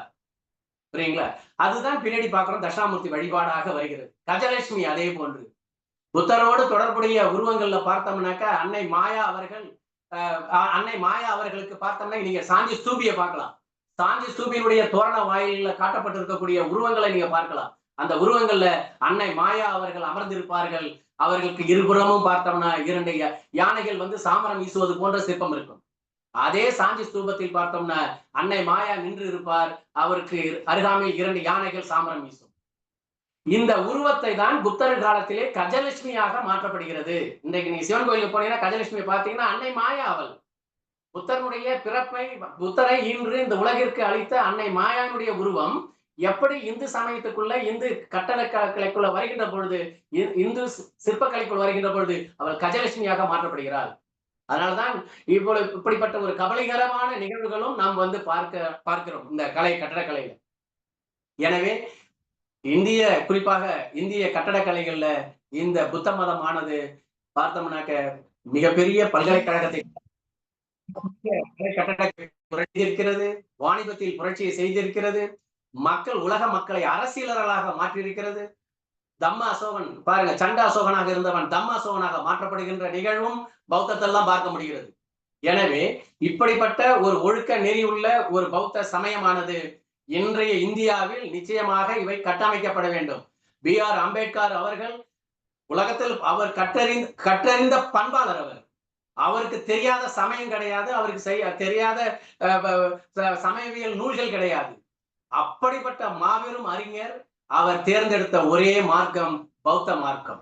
எனவே அந்த மார்க்கம் மீண்டும் இந்திய மண்ணிலே மீண்டும் கால் பதிக்க வேண்டும், தடம் பதிக்க வேண்டும் என்ற ஒரு வலியுறுத்தினையும் இந்த இணைய வழியாக நான் கூறி இந்த உரையை நிறைவு செய்கிறேன். இதில் ஏதாவது சந்தேகங்கள், ஐயப்பாடுகள் இருப்பின் வினாக்களாக கேட்கலாம். நன்றி, வணக்கம், ஜெய் பீம். நன்றி பேராசிரியர் சிவராமகிருஷ்ணன் அவர்கள் மிக தெளிவாகவும் விரைவாகவும் முடித்துக் கொண்டார் தனது உரையை. பார்வையாளர்கள் உங்களுக்கு இதில் ஏதும் ஐயங்கள் இருந்தால் கேட்கலாம். அதற்கு முன்பாக எனக்கு ஒரு சின்ன சந்தேகம் இருக்கிறது. அது அந்த திருப்பாத்தி புலியூர் திருவதிகை அப்படின்னு தொடர்ந்து பாத்தீங்கன்னா அந்த திரு அப்படிங்கிற வார்த்தையே ஆரம்பிக்குது. அதுக்கு ஏதாவது காரணங்கள் இருக்கா? நல்ல கேள்வியம்மா. இது பார்த்தோம்னாக்க இங்க எல்லாமே சிவன் கோயில்கள் இருக்கு. அதனால அந்த ஊருக்கு பேரு திருப்பாதிரி புலியூர் அப்படிங்கிறது அவங்க மாத்துறாங்க. ஆனால் அதுக்கு முன்னாடி திருப்பாதிரி புலியூருக்கு பாடலிபுத்திரம் என்று பெயர். அது பின்னாடி சைவ சமயத்தினுடைய தலமாக அது மாற்றப்படுகின்ற பொழுது அது திருப்பாதிரி புலியூராக மாற்றம் பெறுகிறது. இப்ப அதே போல திருவதிகை, அது பேரு அதிகைன்னு பேரு. அது பின்னாடி அங்கே சிவன் கோயில்கள் உருவாக்கப்பட்டதன் விளைவாக அது திருவதிகை என்று மாற்றப்படுகிறது. எனவே இந்த ஊர்கள் கூட பார்த்தோம்னாக்க இவைகள் பௌத்த சார்ந்த ஊர்களாக இருந்தாலும் பின்னாடி சைவ சமயத்தினுடைய எழுச்சியின் விளைவாக இந்த ஊர்கள் எல்லாம் பெயர்கள் மாற்றப்பட்டு இருப்பதையும் நாம் இதுல பார்க்கலாம். நாம் முன்னாடி பார்த்த பெண்ணாடகம் என்ற ஊரானது காடகம் என்கின்ற வெள்ளை யானையினுடைய நினைவாக அந்த பெயரில் வைக்கப்பட்ட அந்த ஊர் பின்னாடி பெண்ணாடகமாக மாற்றப்படுகிறத நாம் பார்க்கிறோம். எனவே இது பார்த்தோம்னா இது அந்த சைவ சமயத்தினுடைய அந்த தாக்கத்தின் விளைவாக திரு என்ற முன்னோட்டோடு அந்த ஊர்கள் பிற்காலத்தில் ஏற்படுத்தப்பட்டதுதான் இது.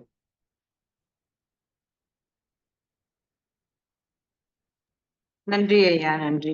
அதாவது தொடர்ச்சியாக இவருடைய உரையை கேட்கும்போது கடலூர் மாவட்டம் முழுவதுமாக, அதாவது திருப்பாத்தி புலியூர், திருவதிகை, பெண்ணாடம், ராஜேந்திரப்பட்டினம், இப்படி பல்வேறு அந்த ஊர்கள்ல பார்த்தோம்னா அதனுடைய சுவடுகள், சின்னங்கள், தடயங்கள் இருந்து கொண்டே இருக்கிறது. திருச்சோபுரம் அப்படிங்கிற இந்த மாதிரி ஊர்கள்லாம் மிக சரியான ஒரு வார்த்தையை உபயோகப்படுத்தினார். அது கபலீகரம் அப்படின்னு சொல்லிட்டு. எப்படி பௌத்தம் பிரிதொரு சமயத்தால கபலீகரம் செய்யப்பட்டு திருப்பி அதை மீட்டுருவாக்கம் செய்யக்கூடிய ஒரு மாபெரும் பணியை தான் இந்த எங்களுடைய தமிழ்நாடு பௌத்த சங்க பேரவை தொடர்ச்சியாக முன்னெடுத்து கொண்டிருக்கிறது. அதில் நாங்கள் வெற்றி பெறுவோம் என்ற நம்பிக்கையும் இருக்கிறது எங்களுக்கு. வேறு யாருக்காவது சந்தேகங்கள் இருந்தால் கேட்கலாம்.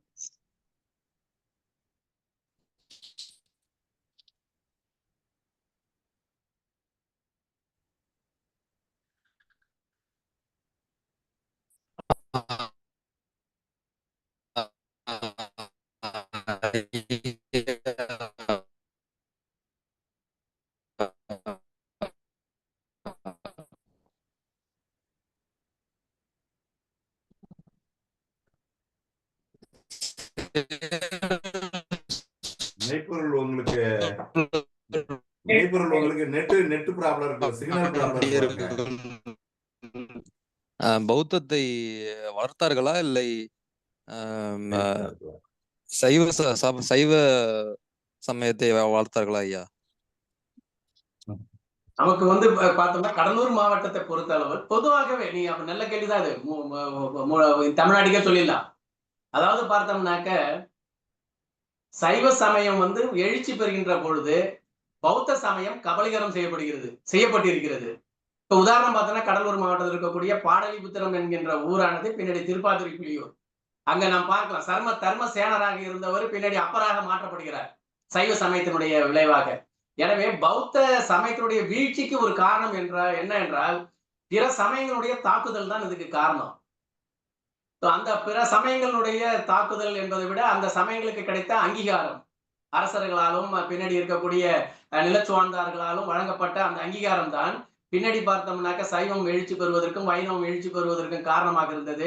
பின்னாடி பார்த்தோம்னாக்க நமக்கு வந்து பௌத்தம் வந்து வீழ்ச்சி அடைவதற்கு அது ஒரு காரணமாக இருந்தது.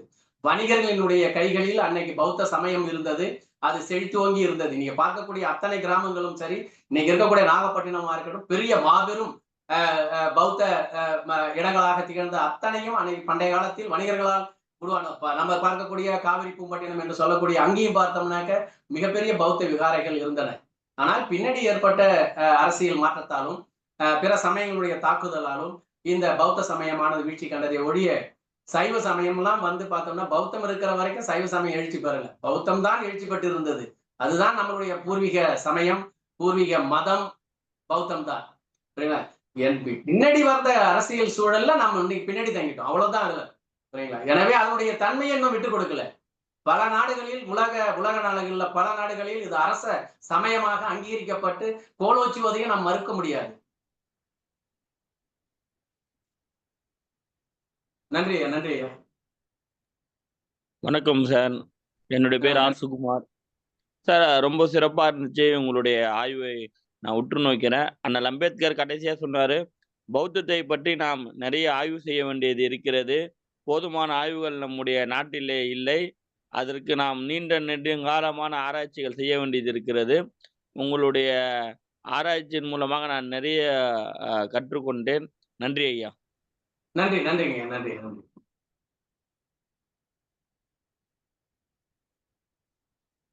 ஜேவிஎம் நவமுத்தாய, அரசியல் கடலூர்ல இருந்து பேசுறேன். ஐயா சொன்ன அனைத்து தரவுகளையும் நான் நேரா போய் பார்த்திருக்கேன். ஒவ்வொரு இடத்தையும் நானும் நேரையா போய் ஆய்வு செய்திருப்பேன். கிட்டத்தட்ட அந்த ராஜேந்திரப்பட்டினம் அந்த சிலையை போய் பார்த்துட்டே வந்திருக்கேன், இருக்கும்போது பார்த்துட்டு வந்தேன். ஆனா அந்த சிலை பக்கத்துல ஒரு கிணறு ஒண்ணு இருக்கு, அந்த கிணத்துல போட்டு சிலையை தூக்கி போட்டு மண்ணை போட்டு மூடிட்டதா எங்களுக்கு வந்து செய்திகள் கிடைச்சது. அது காவல்துறையில கூட நாங்க அதுக்கு கம்ப்ளைண்ட் தான் கொடுத்தோம், பட் அதுக்கான எந்த விடிவு காலமும் இல்லை. இப்பொழுது ராஜேந்திரப்பட்டினம் இருக்கிற அந்த பேரூராட்சி மன்ற தலைவரே வந்து நம்ம தம்பி தான், அவர் ஒரு என்ஜினியர். அவர் இதை பத்தி நிறைய பிரச்சனைகளை உருவாக்கி இப்ப காவல் நிலையங்களுக்கு போயிருக்காரு. பட் இருந்த போதிலும் அதற்கான எந்த எடுத்து சிலையை திருப்பவும் நிர்மாணிப்பதற்கு எந்தவித முன்னேற்பாடுகளும் செய்யவில்லை. அடுத்தது பெண்ணாகடம், அது கடம் நீங்க சொன்னதுல அது பெண்ணாடம் என்பதற்கு முன்னாடி பெண்ணாகடம் அப்படின்னு சொன்னா இருந்திருக்கதா சொன்னாங்க. அப்ப கடம் என்றால் ஆணை, நீங்க சொல்ற வெள்ளை ஆணை, அதனாலதான் அதுக்கு பேர் பெண்ணாகடம் அப்படிங்கிறது. அப்புறம் திருப்பாப்புலியூர் பக்கத்துல பாத்தீங்கன்னாக்க இப்ப கோடிச்செட்டி தெருன்னு சொல்லுவாங்க, அது போதி சத்துவார் தெருவாக முன்னாடி இருந்திருக்கிறதா நான் எனக்கு தெரிஞ்ச அந்த தரவுகள் அதை ஒரு இந்த நேரத்துல சொல்லிக்கிறதுக்கு ஒரு ஆசைப்பட்டேன். அடுத்தது கிட்டத்தட்ட ஒரு 267 கோயில்கள் திரு என்று ஆரம்பிக்கும். அங்கெல்லாம் சிவன் கோயில் இருக்கு. அந்த சிவன் கோயிலுக்கு அந்த அப்பர் சுந்தரர், திருநாவுக்கரசர் 3 பேரும் பாடல் பெற்ற ஸ்தலம் அது. ஆனா அங்க எல்லாமே பௌத்த விகார். இது எல்லாமே ஐயாவுக்கு நல்லா தெரியும், என்னோட ஐயாவுக்கு நல்லா தெரியும், ஆய்வு செஞ்சிருக்கீங்க. எல்லாமே பௌத்த விகார். அந்த பௌத்தத்தை அழிப்பதற்கு, அதான் கபலீகரம் செய்வதற்காகவே அதுக்கு பேர் மாற்றம் செஞ்சிருக்காங்க, திருன்னு சொல்லிட்டு. அது 267 ஸ்தலங்கள் இருக்கு. அது பேர் என்ன, இந்திய என்ன சொல்றேன்னா பாடல் பெற்ற ஸ்தலம். அப்பர் திருநாகர் சம்பந்தர் மூலம் பாடல் பெற்றதால் அது திரு என்று மாற்றப்படுகிறது. ஆக பௌத்தத்தை அழிப்பதற்காகவும் பகுத்ததை கபலீகரம் செய்வதற்காக பேர் மாற்றம் செய்திருக்கிறார்கள். அதுதான் அதுல நாம இந்த தருணத்துல எனக்கு செய்த ஒரு சிறு அந்த ஒரு செய்தியை ஐயாவுடைய அனுமதியோட நான் இந்த பகிர்ந்துக்கிட்டேன். நான் அதான் எல்லா இடத்தையும் நான் போய் பார்த்துட்டு வந்துட்டேன். அதோடு மட்டும் இல்லாம வடநாட்டுகளிலும் எல்லா பௌத்தருடைய இடங்களையும் நம்ம நேரடியாவே பார்த்துட்டு வந்திருக்கிறோம். அது எனக்கு ஒரு ஆத்ம திருப்தி எல்லாத்தையும் பார்க்கறதுக்காக.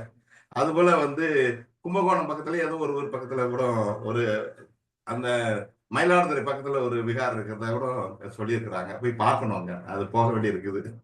மகிழ்ச்சியா நீங்க சிறப்பான எங்க மாவட்டத்தை பத்தி, சரி நம்ம மாவட்டத்தை பத்தி ஒரு சிறப்பான ஒரு ஆய்வை நமக்கு கொடுத்து இருக்கிறீங்க. அது எனக்கு ஒரு ரிவிஷன் போட்ட மாதிரி ஆயிப்போச்சு. ஆமா, நீங்க சொன்ன எல்லா விஷயங்களும் ரிவிஷன் போட்ட மாதிரி ஆயிப்போச்சு. அதுல பாத்தீங்கன்னா சாரிபுத்தர், சாரிபுத்தர் 10 டிசபிள்ஸ், பகவான் புத்தருடைய டிசபிள்ஸ்ல சாரிபுத்தர் உண்டு. அந்த பேரை நம்ம பகுதியில வச்சிருக்காங்க பாருங்க. அது பேர் தான் எனக்கு ரொம்ப வியப்பா இருக்குது. இந்த வானமாதேவியில இருக்கிறவரும் அந்த திருச்சிவபுரத்துல ஒரு சாரிபுத்திர பண்டிதர் நிலம் கொடுத்திருக்காரு பாருங்க. அப்போ பௌர்ணமிக்காக கொடுத்திருக்காரு. ஏன் பௌர்ணமிக்காக மற்ற விழாவை கொடுத்துருக்கலாம்ல? ஆனா பௌர்ணமி என்பது பௌத்தத்தோட ஒன்றிய போனதுனால அந்த பௌர்ணமி விழாவை கொண்டு வதற்கு அவர் சாரிபுத்தர் என்கின்ற பகவான் புத்தருடைய ஒரு வாரிசு, பகவான் புத்தருடைய ஒரு டிசபிள் பேரை கொண்டவர் அங்க கொடுத்திருக்கிறாரு. அது மிகவும் உங்க தரவை பார்க்கும்போது மிக மிக மிக மிக சந்தோஷம் எனக்கு வருது. மிக மகிழ்ச்சி. ஜெய்பீம் ராமுத்தாயா, ஜெய்பீம் ராமுத்தாயா.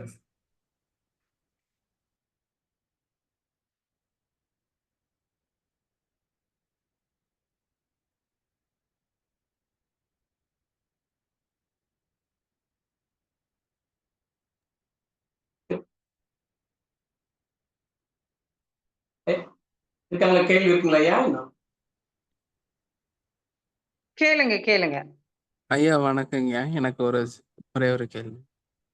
சொல்லுங்க ஐயா. நான் புதுக்கோட்டை மாவட்டத்துல பேசுறேங்க. இப்போ எங்க மாவட்டத்துல பரவலா சமண எச்சங்கள் தான் நிறைய இருக்கு. எல்லா ஊர்லயும் கிராமங்கள்ல நிறைய இருக்கு. நானும் நேர்லயும் போய் நிறைய பார்த்துருக்கேன். அந்த சமண எச்சங்கள் பெரும்பாலும் ஏஎஸ்ஐ கண்ட்ரோல்ல தாங்க இருக்கு.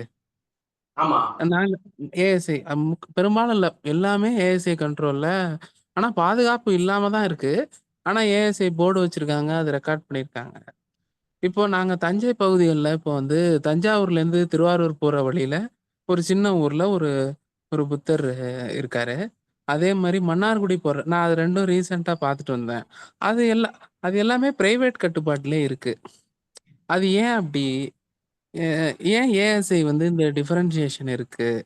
ஏன்னா நான் ரீசெண்டா அந்த மன்னார்குடி பக்கத்துல வெடுவாக்கோட்டைன்னு ஒரு ஊர்ல புத்தரோட தலை மட்டும் இருக்கிற ஒரு இது இருந்துச்சு. அது ஒரு புதர் மாதிரி இருக்கு, அதுலதான் இருக்கு. இன்னொன்னு வழிபாட்டுல இருக்கு, ஆனாலும் அது தனியார் கட்டுப்பாட்டுல தாங்க இருக்கு.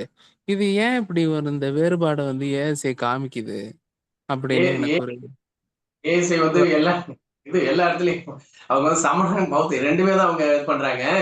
இப்ப இது என்ன விஷயம் அப்படின்னாக்கா, நமக்கு இப்ப இந்த நீங்க சொன்னதெல்லாம் டிராப் அவுட், தனித்தனியா இருக்கிறது. அவங்க ரெக்கார்ட்ல இருக்கும்,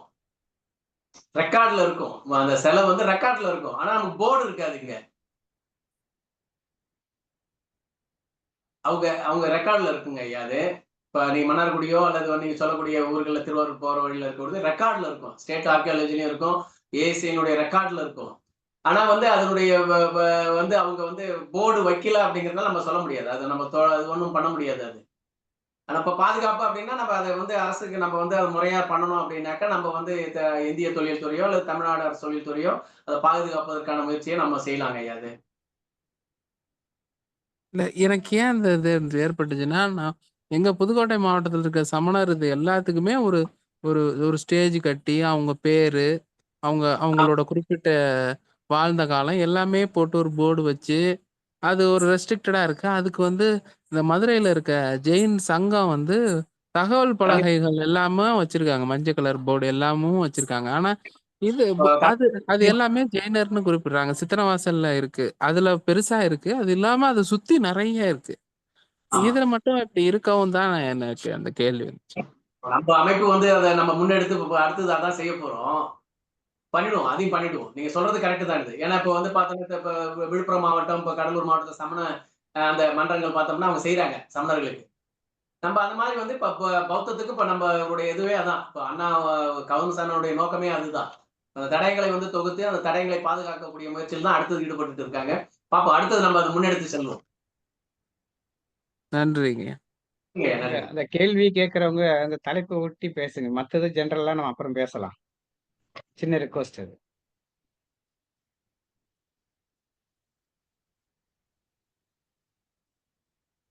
ஆமா, அவர் பேசுனதுல டவுட் கேளுங்க. அது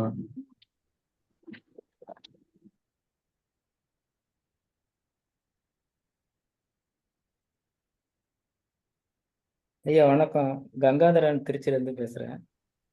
வணக்கம் ஐயா. வணக்கம். நன்றி. உங்கள் உரை ரொம்ப சிறப்பாகவும் பௌத்தத்தை பற்றி பௌத்தத்தோட எச்சங்களுக்கான தடயங்களில் அவங்களோட வெளிச்சம் வந்து நிறைய ஒரு உள்ளொலியை கொடுத்துச்சு. இப்போ உங்களோட ஆய்வில் பெரும்பாலும் எல்லா நாளும் பெரும்பாலும் சைவ மதத்தோட இதுதான் இருக்கு, கோயில்கள் தான் இருக்கு. அதில் இருக்க பௌத்த தரவுகளை கொடுத்தீங்க. வைணவத்தோட தாக்கம் வட மாவட்டங்கள்ல, குறிப்பா கள்ளக்குறிச்சி, இப்போதைய கள்ளக்குறிச்சி, அப்போதைய ஒன்றிணைந்த கடலூர் மாவட்டங்கள்ல இருக்குங்களா ஐயா? வைணவ கோயில்கள்ல அந்த மாதிரி இருக்கா, இல்ல வைணவ கோயில்களே பெரும்பாலும் இல்லையா? அதுவும் எனக்கு தெரியல. எனக்கு தெரிஞ்ச அந்த ஏரியால திருக்கோயிலூர்ல இருக்கு. ஆமா ஆமா, திருக்கோயிலூர்ல இருக்கு. நமக்கு வந்து இப்ப சைவ கோவில்ல தான் இருக்குது. இப்ப நம்ம கடலூர் மாவட்டத்துல மாவட்டத்துல பெருமாள் கோவில்ல புத்தர் சிலை பார்க்கல. சரிங்க ஐயா. பெரும்பாலும் ஏன்னா இப்போ வைணவம் தான் ரொம்ப உள்வாங்கிட்டதாகவும் உருமாற்றம் செய்ததாகவும் நம்பப்படுது. இப்போ வந்து நம்ம கற்பிக்கப்படுறதே புத்தரே வந்து விஷ்ணுவோட ஒரு அவதாரம்னு சொல்லி நம்மளை வந்து புரிய வைக்க பாக்குறாங்க. அதனால வைணவத்தோட தாக்கம் தமிழ்நாட்டுல எப்படி இருக்கு அப்படிங்கிறது, இப்போ கள்ளழகரை பத்தி பேசும்போது அது பௌத்த இசைங்களோடதுன்னு சொல்றோம் நம்ம. ஆமா ஆமா, கடலூர் மாவட்டத்தை பொறுத்தளவு பார்த்தோம்னா இங்க சைவம் தான். சரிங்க ஐயா. உங்க உரையில இருந்து ஒண்ணு புரிஞ்சுக்கிட்டது என்னன்னா, இப்ப நம்ம இப்ப ஏதாவது சிவன் கோயிலுக்கு போனா இடது பக்கம் திரும்பி தட்சிணாமூர்த்தியை பார்த்தாலே அது பௌத்தம் தான் அப்படின்னு புரிஞ்சுக்க வேண்டியதுதான். புத்தர் தான் அவரு. சரிங்க ஐயா.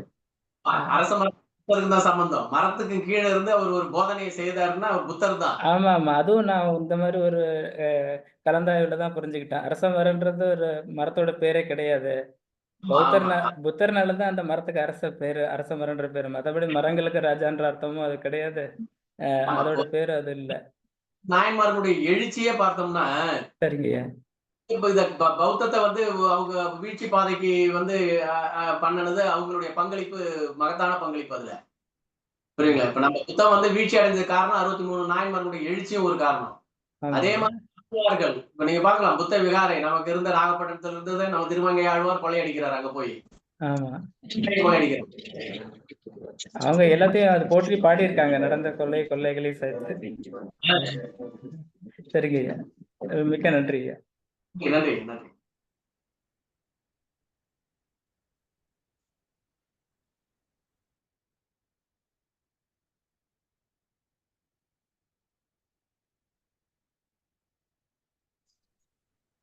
ஐயா வணக்கம் ஐயா. நான் பாக்கியலட்சுமி பாண்டிச்சேரியில இருந்து பேசுறேன். வணக்கம்மா. வணக்கம். 63 நாயன்மார்கள் வந்து அவங்களுடைய எழுச்சி தான் வந்து இது வந்து அதிகமா வீழ்ச்சி ஆயிடுது அப்படின்னு சொல்றீங்க. பொதுவாவே எல்லாருமே தமிழர்கள் தான். அவங்க வந்து இந்த பண்பாட்டுல இல்ல இந்த தமிழ் புலமையில இதெல்லாம் வந்து இயற்கையாவே அவங்க தமிழர்களாவும் அவங்க வாழ்ந்திருப்பாங்க, பண்பாட்டோடு வாழ்ந்திருப்பாங்க. இவங்க ஏன் இந்த மாதிரி ஒரு பெரிய தவறான விஷயத்த செஞ்சாங்க? அதுக்கு என்ன ஐயா காரணம்? நம்ம அப்பரே எடுத்துக்கலாம். நம்ம கடலூர் மாவட்டத்தில் கூட அப்பர் நம்ம பார்க்கறோம்னாக்கா அது வந்து சமணம் வந்து அரச சமயமாக இருக்குது. அதை வந்து அவர் வந்து என்ன பண்றாங்க அப்படின்னாக்கா, பின்னாடி வந்து அவரு சைவத்திற்கு தன்னுடைய சகோதரியால் மாற்றப்படுகின்ற பொழுது பார்த்தோம்னாக்கா சமணம் வீழ்த்தப்படுகிறது, பௌத்தமும் அதே காலகட்டத்தில் வீழ்த்தப்படுகிறது.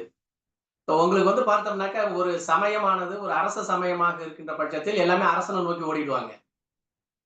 அசோகருடைய காலகட்டமும் சரி, அர்ஷருடைய காலகட்டத்திலும் பார்த்தோம்னாக்கா இந்தியாவில் மட்டும் பௌத்தம் பரவல. கிரேக்கருடைய ஆண்டிகோஸ் நாடு வரைக்கும் பரவிச்சு. கிரேக்க தேசம் வரைக்கும் பௌத்த சமயம் சென்றிருக்கிறது.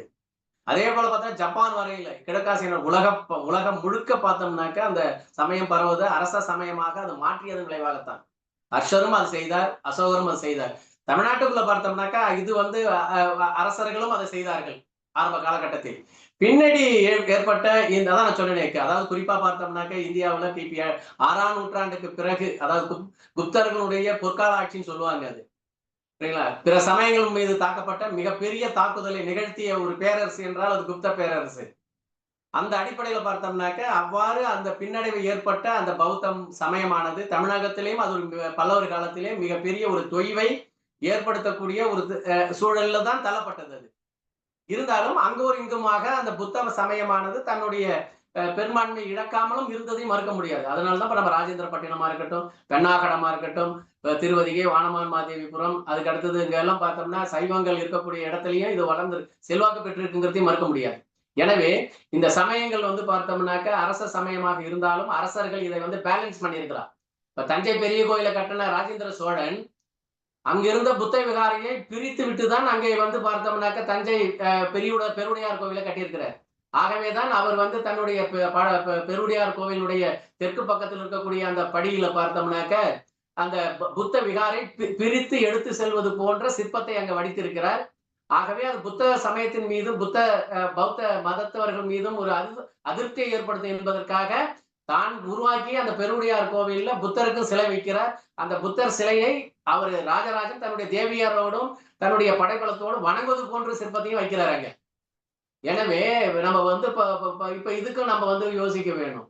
அப்போ ஒரு அரச சமயமாக எந்த சமயம் ஏற்புடையதாக திகழ்கிறதோ அங்கே வந்து பார்த்தோம்னாக்க இதுவரையில் பின்பற்றி வந்த சமயமானது அங்கே தொய்வை ஏற்படுத்தக்கூடிய ஒரு நிகழ்வாகவும் நாம் பார்க்கிறோம். எனவே தஞ்சை பெரிய கோவில் இருக்கக்கூடிய பகுதியில் பௌத்த விகாரை ஒன்று இருந்திருக்கிறது.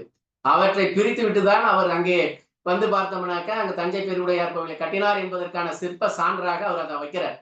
எனவே இந்த சமயத்தை பேலன்ஸ் பண்றான் ராஜராஜ சோழன்.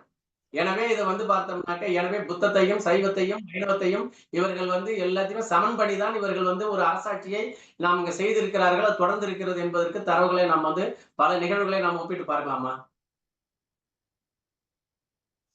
ஐயா இப்ப எனக்கு என்ன தோணுது, நாயன்மார்கள் இவங்க வந்து தற்போது இருக்கின்ற ஒரு ஊடகவியல் வந்து இப்படி வந்து ஒரு அரசாங்கத்துக்கு பணிந்து தவறான செய்திகள் எல்லாம் அவங்க சார்பா கொண்டுட்டு போயிடுறாங்களோ அரசாங்கத்துக்கு சார்பா, அது போல அந்த நாயன்மார்கள் அப்ப வந்து அரசாங்கத்துக்கு சார்பா இருந்து இந்த மாதிரி நடந்திருக்கிறாங்கன்னு நான் நினைக்கிறேன் ஐயா. கரெக்டா ஐயா? உண்மை, அதுதான் உண்மை, இதுதான் உண்மை, அதான் உண்மை, நீங்க சொன்னதான் உண்மை. சரிங்க, நன்றி நன்றி. சொல்லுங்க ஐயா. வணக்கம் சார், கடலூர்ல இருந்து கௌதம் பாலா பேசுறேன் சார். நன்றி. வணக்கம் வணக்கம் வணக்கம். சொல்லுங்க ஐயா. ஒண்ணும் இல்லை சார், நான் வந்து அரசு ஊழியர் ஐக்கிய பேரவையில தான் இருக்கேன். இப்போ என்னன்னா, இப்ப நான் கெசட்ல வந்து நான் ரிலீஜியன் வந்து கன்வெர்ட் ஆயிட்டேன் சார். நானு ரொம்ப சந்தோஷம், வாழ்த்துக்கள் வாழ்த்துக்கள். ஹிந்து மதத்துல இருந்து புத்திஸ்டா கன்வெர்ட் ஆயிட்டேன். இப்போ நம்ம கம்யூனல் சர்டிபிகேட்ல வந்து பௌத்த ஆதி திராவிடர் வாங்க முடியுங்களா? சகோதரர் கௌதம் பாலா, இந்த தலைப்பை கேட்க கூடாது. சரிங்க சார். அத வந்து திருநாவுக்கரசர் இருக்காரு, அவர்கிட்ட நீங்க நம்பர் வாங்கி அவர்கிட்ட பேசுங்க. சரிங்க சார், சரிங்க சார். அது இதுல கலக்க தேவையில்ல. அத சரிங்க சார், நன்றி sir. Okay sir, okay sir. நன்றி நன்றி நன்றி. Thank you sir. நன்றி.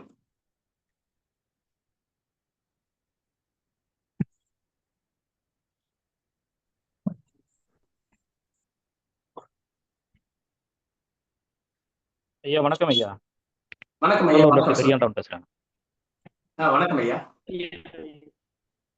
இப்போ இந்த சிலைகள் எல்லாம் வந்து இப்ப வானமாதேவி, இப்ப ஒரு சில இடத்துல எல்லாம் வந்து அந்த சிலைகள்லாம் திருவதிகளை வெளியில வச்சிருக்காங்க இல்லையா?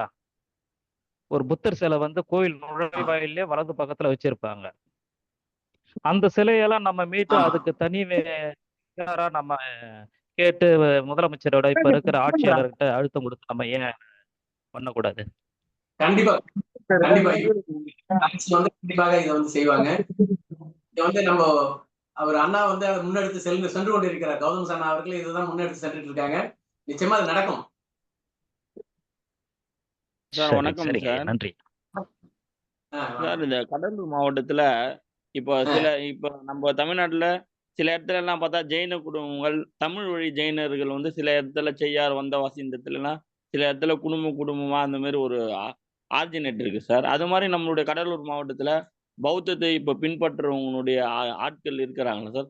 டாக்டர் அம்பேத்கர் பிறகு இருக்கிறவங்க இருக்கிறாங்களா, இல்ல அதுக்கு முந்தைய ஆட்களும் இருக்கிறாங்களா சார்? ஏன் நம்ம கடலூர்ல நம்ம அந்த திருப்பாப்புலியூர் கோவில் இருக்குங்களா, அங்க ஞானியார் அடிகள் மடம் ஒண்ணு இருக்கும். அந்த ஞானியார் மடத்துக்கும் பார்த்தோம்னாக்க கிழக்கு பக்கத்துல ஒரு குடும்பம் வந்து அந்த பகுதியில் தான் புத்த விகாரம் இருந்தது அப்போ. அங்க அந்த குடும்பம் வந்து இன்னமும் வந்து புத்தரை வந்து கடவுளாக ஏற்றுக்கொண்டு அவர் வணங்கக்கூடிய இருக்கிறாங்க அவங்க. நான் வந்து ஒரு 15 ஆண்டுகளுக்கு முன்னாடி அந்த குடும்பத்தை சந்திச்சேன். இருக்காங்க. அங்க கடலூர் மாவட்டத்துல இருக்காங்க. புத்தரை வணங்கக்கூடியவர்கள் வந்து இருக்கிறாங்க. இப்ப அந்த இது இன்னும் கொஞ்சம் எங்க ஊர் பக்கம் பார்த்தோம்னா ஜீவகாருண்ய ஒழுக்கம் வள்ளலார் வந்த பிறகு அது கொஞ்சம் மாறி போச்சு. அங்க ஜீவகாருண்ய ஒழுக்கத்துக்கு உள்ளார அவங்க வந்துடுறாங்க அங்க பௌத்தம். நன்றி ஐயா. நன்றி. ஹலோ, வணக்கம் ஐயா. வணக்கம் ஐயா. இப்போ நம்ம தினசரி இப்போ பௌத்த மதத்தை தழுவினவங்க அவங்களுடைய நடைமுறைகள் என்னன்ற மாதிரி ஏதாவது வழிமுறைகள் இருக்கா ஐயா? இல்ல இப்போ ஒவ்வொரு மதத்துக்கும் ஒரு ஒரு வழிமுறை இருக்கு. ஆமா ஆமா. நம்ம இப்ப பௌத்தத்துல என்னைக்கு நம்ம அந்த கூடல் நடத்தணும், பௌத்த கூடல் நடத்தணும் அப்படின்ற மாதிரி வழிமுறைகள் ஏதாவது இருக்குங்களா? எப்படி தொழணும்? அப்ப அது வந்து இப்போ அந்த மாதிரி இங்க இல்ல அந்த மாதிரி ஒரு வழிமுறைகள் வந்து வட இந்தியாவில் இருக்கு. பௌத்த மடாலயங்கள்ல இன்னமும் இருக்குது. எங்க தமிழ்நாட்டுல வந்து பார்த்தோம்னாக்க அது ஒரு சன்னா போன்ற அவங்கள்ட்ட தான் அது வந்து இப்ப பார்க்கணும். அது அவங்கள்ட்ட நான் சொல்றேன் அதுக்கு. சொல்லுங்க ஐயா, சொல்லுங்க. என்னன்னா அது எவரி சண்டே, அதாவது ஒவ்வொரு ஞாயிற்றுக்கிழமை காலை 8ல இருந்து 10க்குள்ள புத்தர் விகார் அல்லது திருக்கோயில் வந்து வழிபாடுகள் நடத்தணும் அப்படின்ட்டு நம்ம ஏற்கனவே சொல்லியிருக்கோம். மாநாட்டிலே அதுக்கான தீர்மானத்தை போட்டிருக்கோம். அதை கொண்டு போக சொல்லிட்டு அதுக்கப்புறம் பௌர்ணமியில வந்து ஒரு சிறப்பு வழிபாடு நடத்தணும் அப்படின்றது. அது எப்படி வழிபாடுறது அப்படின்றதுக்கு வந்து ஒரு சிம்பிளான முறை தான். அதை சொல்லிட்டு அதுக்கு புத்தருக்கு ஒரு மெழுகுவத்தி ஏத்திட்டு ஊதுவத்தி கொளுத்திட்டு அதுக்கப்புறம் பூவை கொஞ்சம் வச்சுட்டு நம்ம தம்மத்துல இருந்து, அதாவது நம்ம தம்மபீடகத்துல இருந்து சில விஷயங்களை படிச்சு விளக்கணும் அப்படின்றது இந்த முறையை நாம சொல்லி இருக்கோம். அப்படிங்களா? அதை வந்து புக்குகளும் ஃபாலோ பண்ணணும். அப்படி இல்லைன்னா அங்க இருக்கக்கூடிய புத்த பூசகர்களுக்கு அதை செய்யலாம், இல்ல சக்கரத்தினர்கள் அதை செய்யலாம். ஆமாண்ணா, ஆமா. நமக்கு வந்து இப்ப அனகாரிக்கின்ற ஒரு சிஸ்டத்தை நம்ம கொண்டு வர போறோம். கொண்டு வந்தா நிறைய பேர் இந்த வேலையை செய்வாங்க. உங்களுக்கு அந்த பாட வேண்டிய பாடல்கள் எல்லாமே நம்ம தொகுத்து வச்சிருக்கோம். அதை பிரிண்ட் பண்ணி எல்லா விகாரங்களுக்கும் இப்ப கொடுக்க போறோம். அதை வாங்கிட்டு அது கிடைச்சிட்ட பிறகு உங்களுக்கு ஈஸியா இருக்கும் பாடுறதுக்கு எல்லாமே. அதுதானே நம்ம இப்ப நம்ம கிராமத்துல போயிட்டு நம்ம இப்ப நன்றிண்ணா. அதுல என்னன்னா இப்ப நம்ம கிராமத்துல போயிட்டு பௌத்தத்தை பரப்புறதுக்கு அவங்க வழிகாட்டு நெறிமுறை சரி இல்லாம இருந்தது. சரி, அதனாலதான் கொஞ்சம் அந்த நிகழ்வு எல்லாம் லேட் ஆகுது. நீங்க முடிஞ்சா ஒரு பௌர்ணமிக்கு காஞ்சிபுரம் விகாருக்கு வாங்கலாம். சரிங்கண்ணா, நான் கடலூர் பக்கத்துல ஏதாவது ஏன்னா பக்கத்து விகாரத்துல பக்கத்துல இருக்கு ஐயா. பட்டாம்பாக்கத்துல வச்சிருக்காங்க. பாருங்க, சர்க்கார் பாருங்க.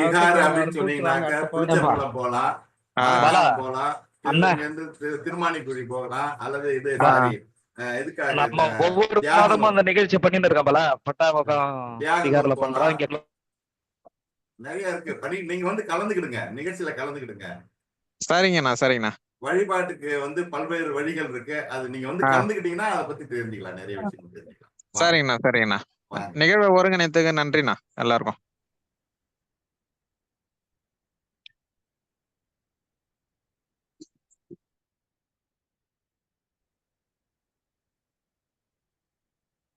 ஒரே ஒரு சின்ன செய்தியா, சாரி, பர்மிஷன் வாங்கிக்கிறேன்.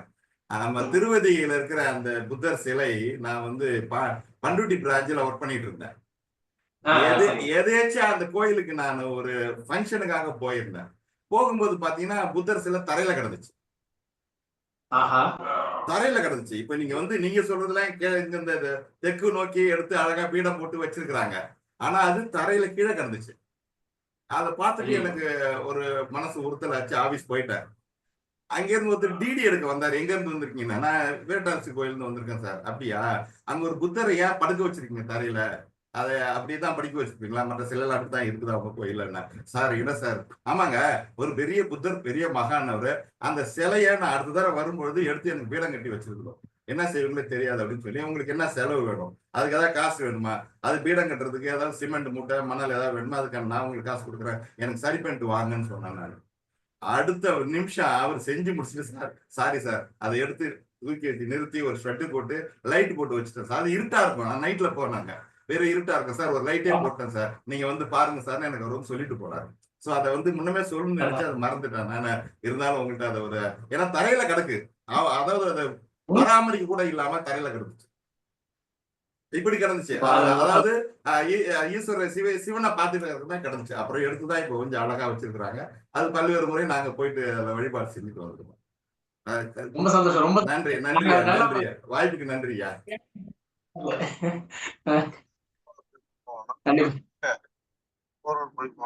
போரூர் ரோடா இது லெஃப்ட்ல போயிட்டு போரூர் ரோட் டிராபிக்ல மாட்டிப்போம்.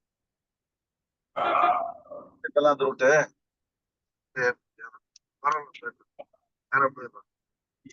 முன்னாடியே மதுராயில் முன்னாடி ஒரு வீட்டுல ஒரு ரோடு இருக்கு, அது எடுத்து போயிடலாம். காலைல வந்தோம்ல ரோடு இருக்கு.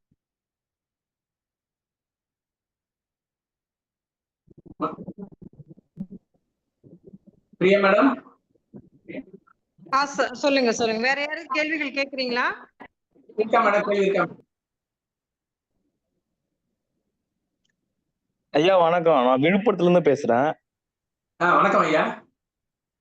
ஐயா, புத்தருக்கும் ஆதி திராவிட மக்களுக்கான உறவு முறை என்ன?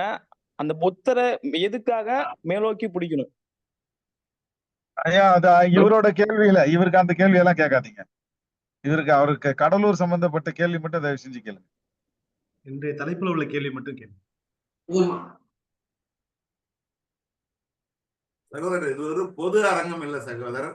கடலூர் மாவட்டத்துல பௌத்தம் சம்பந்தப்பட்டதை நமக்கு தரவுகளை கொடுத்துருக்காங்க. அது சார்ந்து ஏதாவது நமக்கு தெரியணும், மேலும் தெரியணும் அப்படிங்கறத நாம வந்து ஷார்ட்டை கேட்டு தெரிஞ்சுக்கலாம். இது நம்முடைய வாங்க மாநாட்டுக்கு வாங்க, பௌத்த சங்கம் உருவாக்கி இருக்காங்க அவர் சென்னாவுடைய தலைமையில. அங்க வாங்க, அந்த நிகழ்வுக்கு வாங்க, அதுல வந்தீங்கன்னா நீங்க நிறைய விஷயங்கள் அங்க தெரிஞ்சுக்கலாம். இது வந்து அதுக்கான அது மட்டும் இல்ல சார், ஆமா, நம்ம தொடர்ந்து இந்த இணையவழி கருத்தரங்கு நடத்துறோம். அடுத்தடுத்த தலைப்புல கூட அந்த தலைப்பு வரும். நீங்க நினைக்கிறது வரலாம். அதனால இதுல வந்து நாம வந்து குழப்பிட வேண்டாம். Sorry sir. அந்த உளியநல்லூர்னு சொன்னீங்க இல்லைங்க சார், ராணிப்பேட்டை டிஸ்ட்ரிக்ட்ல கூட உளியநல்லூர்னு இருக்கு சார். அந்த வேர்டு என்ன மேப்பிங் ஆகுதா சார்?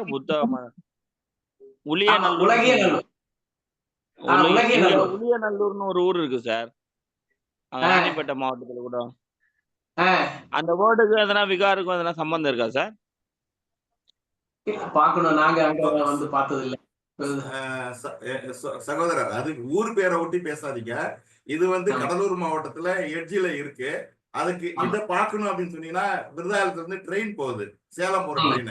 அது அந்த சிலை இருக்கிற இடத்த நோக்கி பக்கத்துலதான் அந்த ட்ரெயின் பாதை போறது. அது வந்து நயினார்பாளையங்கிற ஊர் பக்கத்துல இருக்குது. அதாவது வேப்பூர்ல இருந்து ஆத்தூர் போற ரூட்ல இருக்கிற நயினார்பாளையம், அதுல இருந்து உள்ள போனா உலகையநல்லூர்ங்கிற ஊர் வரும். அந்த ஊர்லயே வந்து ட்ரெயின் பாதை இருக்குது. நீங்க ஆனா அது வந்து பராமரிக்கப்படாம இன்னும் அப்படியே தான் இருக்குது, அந்த தரையில இருக்குது. நாங்க ஒரு தடவை போய் பார்த்துட்டு அந்த மக்கள்கிட்ட மாடை கட்டி அதுல மேய்க்கிறது விட்டுருந்தாங்க. அதை நான் போய் நேரா பார்த்து பேசும்போது, ஐயா தயவு செய்து இதை இப்படி பண்ணாதீங்க, இது வந்து ஒரு பெரிய மகானோட சிலை, இப்படி நீங்க அவமதிக்கிற மாதிரி இருக்கு, இனிமேட்டு பண்ணாதீங்க அப்படின்னு சொன்ன பிறகு அவங்க உடனே அந்த மாட்டை விட்டுட்டு வேற எடுத்துட்டு போயிட்டாங்க. ஸோ அப்படிலாம் மக்களுக்கு தெரியல, இதை பத்தின விழிப்புணர்வு இல்ல. இப்ப ஐயா போன்றவங்க நிறைய தரவுகள் சொல்றதுல நமக்கு விழிப்புணர்வு வருது. ஆனா அந்த ஊர்ல இல்லாத நாங்க போயிட்டு, நான் பக்கத்துல ஒர்க் பண்ணேன், நயினார்பாளையம் ஊர்ல ஒர்க் பண்ணதெல்லாம் அங்க போய் பார்த்துட்டு வந்தோம். ஸோ அதனால அவங்களுக்கு அந்த விழிப்புணர்வு சொல்லிட்டு வந்தோம். அதுக்கு இதுக்கு நீங்க சொல்ற ஊருக்கு இந்த சொல்றதுக்கு வித்தியாசம். வேற ஊர் வழியில தொடர்பு இல்லை.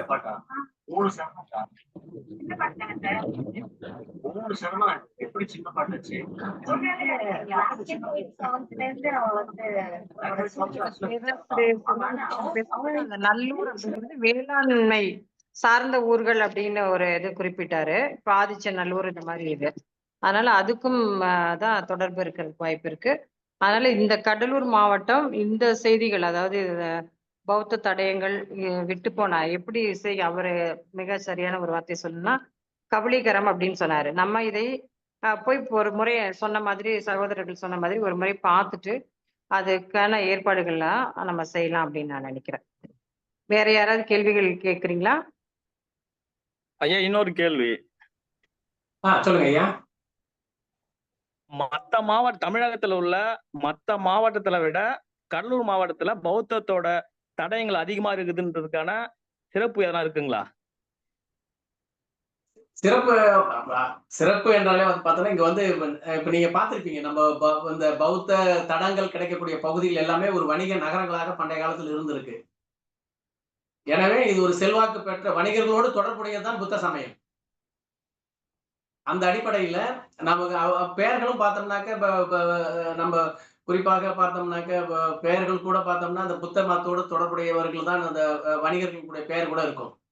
அந்த அடிப்படையில் பார்த்தோம்னா நம்ம இன்னைக்கு இருக்கக்கூடிய கடலூர் மாவட்டத்தில் கிடைக்கக்கூடிய எல்லா இடமும் அனைத்து இடமும் பார்த்தோம்னா இந்த வணிகத்தோடு தொடர்புடைய கடற்கரை சார்ந்த நிலத்துக்குள்ள இருக்கக்கூடிய நாட்டினுடைய குறிப்பாக கடலூர் மாவட்டத்தின் உட்பகுதியில் இருக்கக்கூடிய நகர பகுதிகளிலையும் அது வந்து இப்ப நமக்கு இந்த தடங்கள் வந்து இருக்கு. ஒரு காலத்துல பார்த்தோம்னா இந்த இவைகள் எல்லாமே வந்து வணிகர்களால் செல்வாக்கு பெற்று அரசு மூலமா அரசு அது தொடர்ந்து அரசு இவர்கள் மூலமா செல்வாக்கு பெற்றிருக்கு அப்படிங்கிறத நம்ம பார்க்கிறோம். ஊர்களுடைய பெயர் மற்றும் அந்த ஊரை சார்ந்த கிடைக்கக்கூடிய சான்றுகள் வந்து பாத்தீங்கன்னா கடலூர் மாவட்டத்துல ஒரு செல்வாக்கு பெற்றதுன்னா வளமை பெற்ற ஒரு பூமி இது கடலூர் மாவட்டம். எனவே வணிகத்தாலும் சரி வேளாண்மையும் சரி வேளாண்குடி மக்கள் இருந்திருக்காங்க, வணிகக்குடி மக்கள் இருந்திருக்கிறாங்க. எனவே வந்து பார்த்தோம்னாக்க இதுல வந்து இந்த சமயமானது செல்வாக்கு பெற்றது வந்து பெருமையான ஒரு பார்க்கலாம் இதை.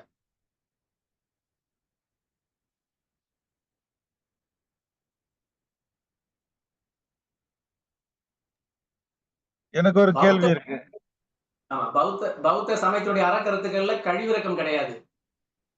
அது அதாவது வந்து அதை முழுமையா அதை பின்பற்றிக்கணும், அவ்வளவுதான். சிக்கனை பிடித்தேன் அப்படின்னு சொல்ற மாதிரி பார்த்தோம்னா அதை பிடிச்சிக்கணும், அவ்வளவுதான். அதுல வந்து நம்ம வந்து அந்த இதுல போய் நம்ம கழிவிறக்கம் தேட முடியாது. பிற மதங்கள்ல கழிவிறக்கம் உண்டு, ஆனால் பௌத்தத்துல வந்து கழிவிறக்கம் கிடையாது. எனவே வந்து அந்த சதை வந்து அந்த அடிப்படையில பௌத்தம் வந்து நமக்கு கடலூர் மாவட்டத்துல அது செல்வாக்கு பெற்றிருந்து பின்னாடி வரக்கூடிய கடலூர் மாவட்டத்தில் பிறந்த வள்ளல் பெருமான் அவர்களும் இந்த ஜீவகாரண்ய ஒழுக்கம் என்று சொல்லக்கூடிய பௌத்த அறநெறி கருத்துக்களை அவர் பின்பற்றி இருக்கிறார் அப்படிங்கிறது நம்ம பார்க்கிறோம். எனக்கு ஒரு கேள்வி கேட்கலாமா? கேளுங்க ஐயா.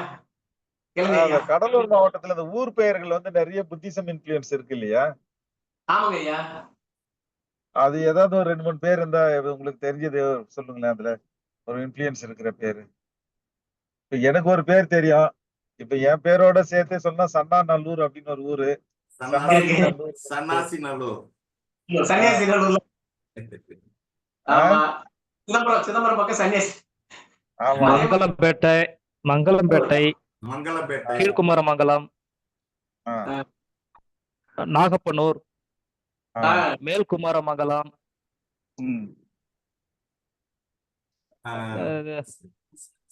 அண்ணா சொல்லுங்கண்ணா. அரசியல் சன்னாஜி, எங்க ஊர்ல எங்களுடைய ரிலேட்டிவ்ஸ் பேர் எல்லாம் உங்க பேர் தான். சன்னா என்பதுக்கு பேர் அவங்க சின்னான்னு வச்சிருப்பாங்க. நிறைய எங்க ஊர்ல அதாவது திட்டக்குடி பகுதி முழுக்க முழுக்க நிறைய உறவுகள்ல எல்லாருக்கும் சின்னான். அது பாத்தீங்கன்னா சன்னாதான் சின்னானா மாறி இருக்கு. வருண் பிரதர், எல்லாத்தையும் அதை மியூட் பண்ணுங்களேன், யாரோ பேசினே இருக்கிறாங்க. அப்புறம் அந்த திருவாரூர் பக்கத்துல ஒரு ஊர் பேர் பார்த்தேன், சன்னா ஊர் அப்படின்னு ஒரு ஊரு இருக்குமா? இருக்குண்ணா, இருக்கு. என்னோட Facebookல கூட அந்த ஊர் பேரை வட்டி போட்டு வச்சிருக்கேன். புதுச்சேரி மாநிலத்துல சன்னியாசி குப்பம்னு ஒண்ணு இருக்கு. பாகூர் ஒட்டிய பகுதினா சன்னியாசி சன்னியாசி குப்பம் இருக்கு, மங்கலம் இருக்கு, இந்த மாதிரி நிறைய. விருத்தாச்சலம் போறதெல்லாம் ஊ மங்கலம், ஊ மங்கலம், அந்த மங்கலத்துக்கு இனிஷியல் ஊ மங்கலம் அப்படிங்கிற ஊர் இருக்கு. விருத்தாச்சலம் போற நெய்வேலிக்கு அடுத்தது வரும் ஊ மங்கலம். நிறைய இருக்குது சான்றுகள். நம்ம கடலூர் மாவட்டத்துல அந்த மாதிரி ஊர்கள் பேரு நிறைய இருக்கும். அது வகைப்படுத்து. இப்ப அண்ணா சொன்ன மாதிரி பார்த்தோன்னா இப்ப நான் எடுத்துறேன், அதை வகைப்படுத்திடுறேன்.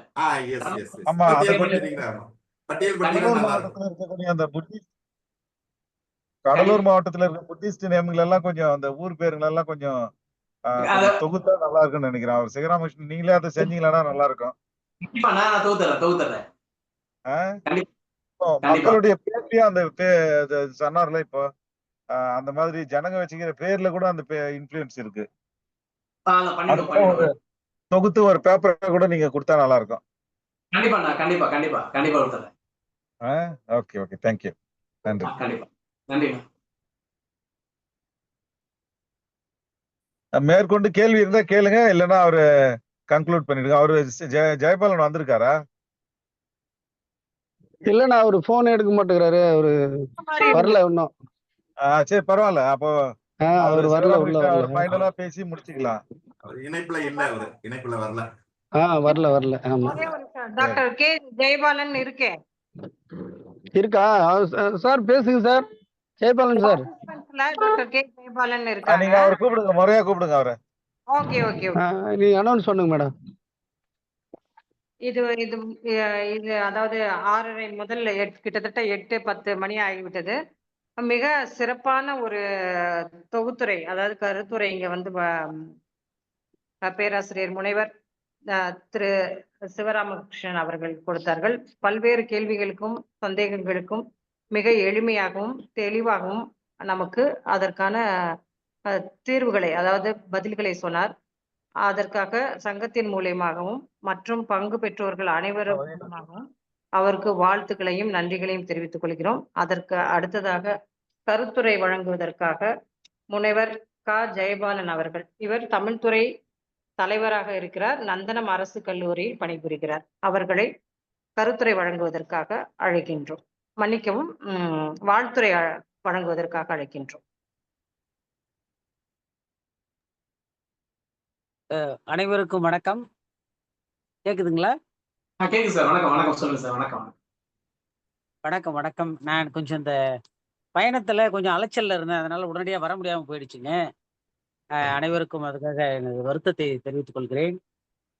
இன்றைக்கு ஒரு நல்ல தலைப்பில் தமிழகத்தின் குறிப்பிடத்தக்க சிந்தனையாளர்களில் முதன்மை வாய்ந்தவரான அன்புக்கினிய கௌதம் சன்னா அவர்கள் தமிழ்நாடு பௌத்த சங்க கவுன்சில் என்ற ஒரு அமைப்பை உருவாக்கி தொடர்ந்து பல்வேறு களங்களில் சமூக, அரசியல், பொருளாதார, சமய என்று பல பணிகளில் தொடர்ந்து ஈடுபட்டு ஒரு மறுமலர்ச்சியை உருவாக்கி வருகிறார். அவருக்கு இனிய நல்வாழ்த்துக்கள்.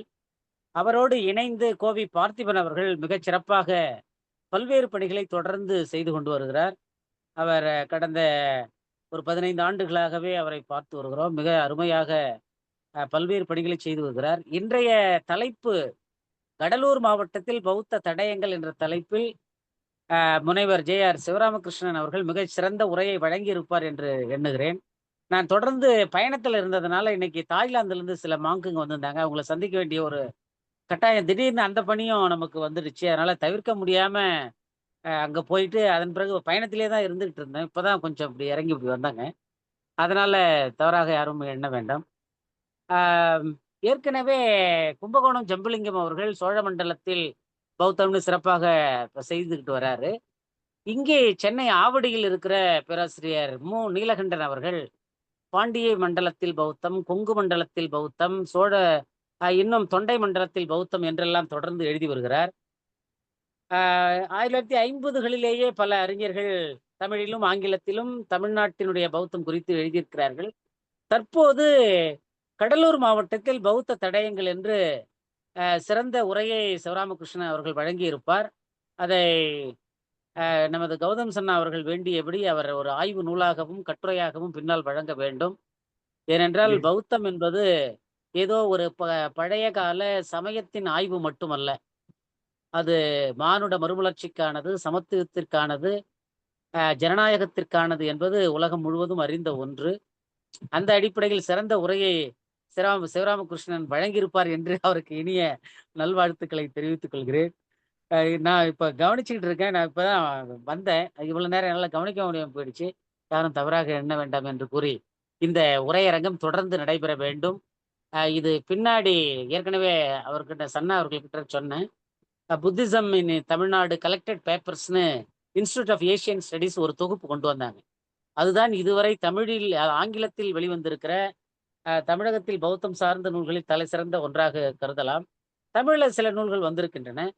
அப்படி இந்த தொடர் உரையரங்கத்தில் நடத்தப்படும் உரைகள் எல்லாம் கட்டுரையாக எழுதப்பட்டு சிறப்பாக அவை தொகுக்கப்பட வேண்டும் என்று கூறி இந்த இனிய வாய்ப்பளித்த உங்கள் அனைவருக்கும் நன்றியை கூறி நிறைவு செய்கிறேன். நன்றி, வணக்கம். நன்றி சார். நன்றி சார். நன்றி சார். நன்றி நன்றி நன்றி ஐயா.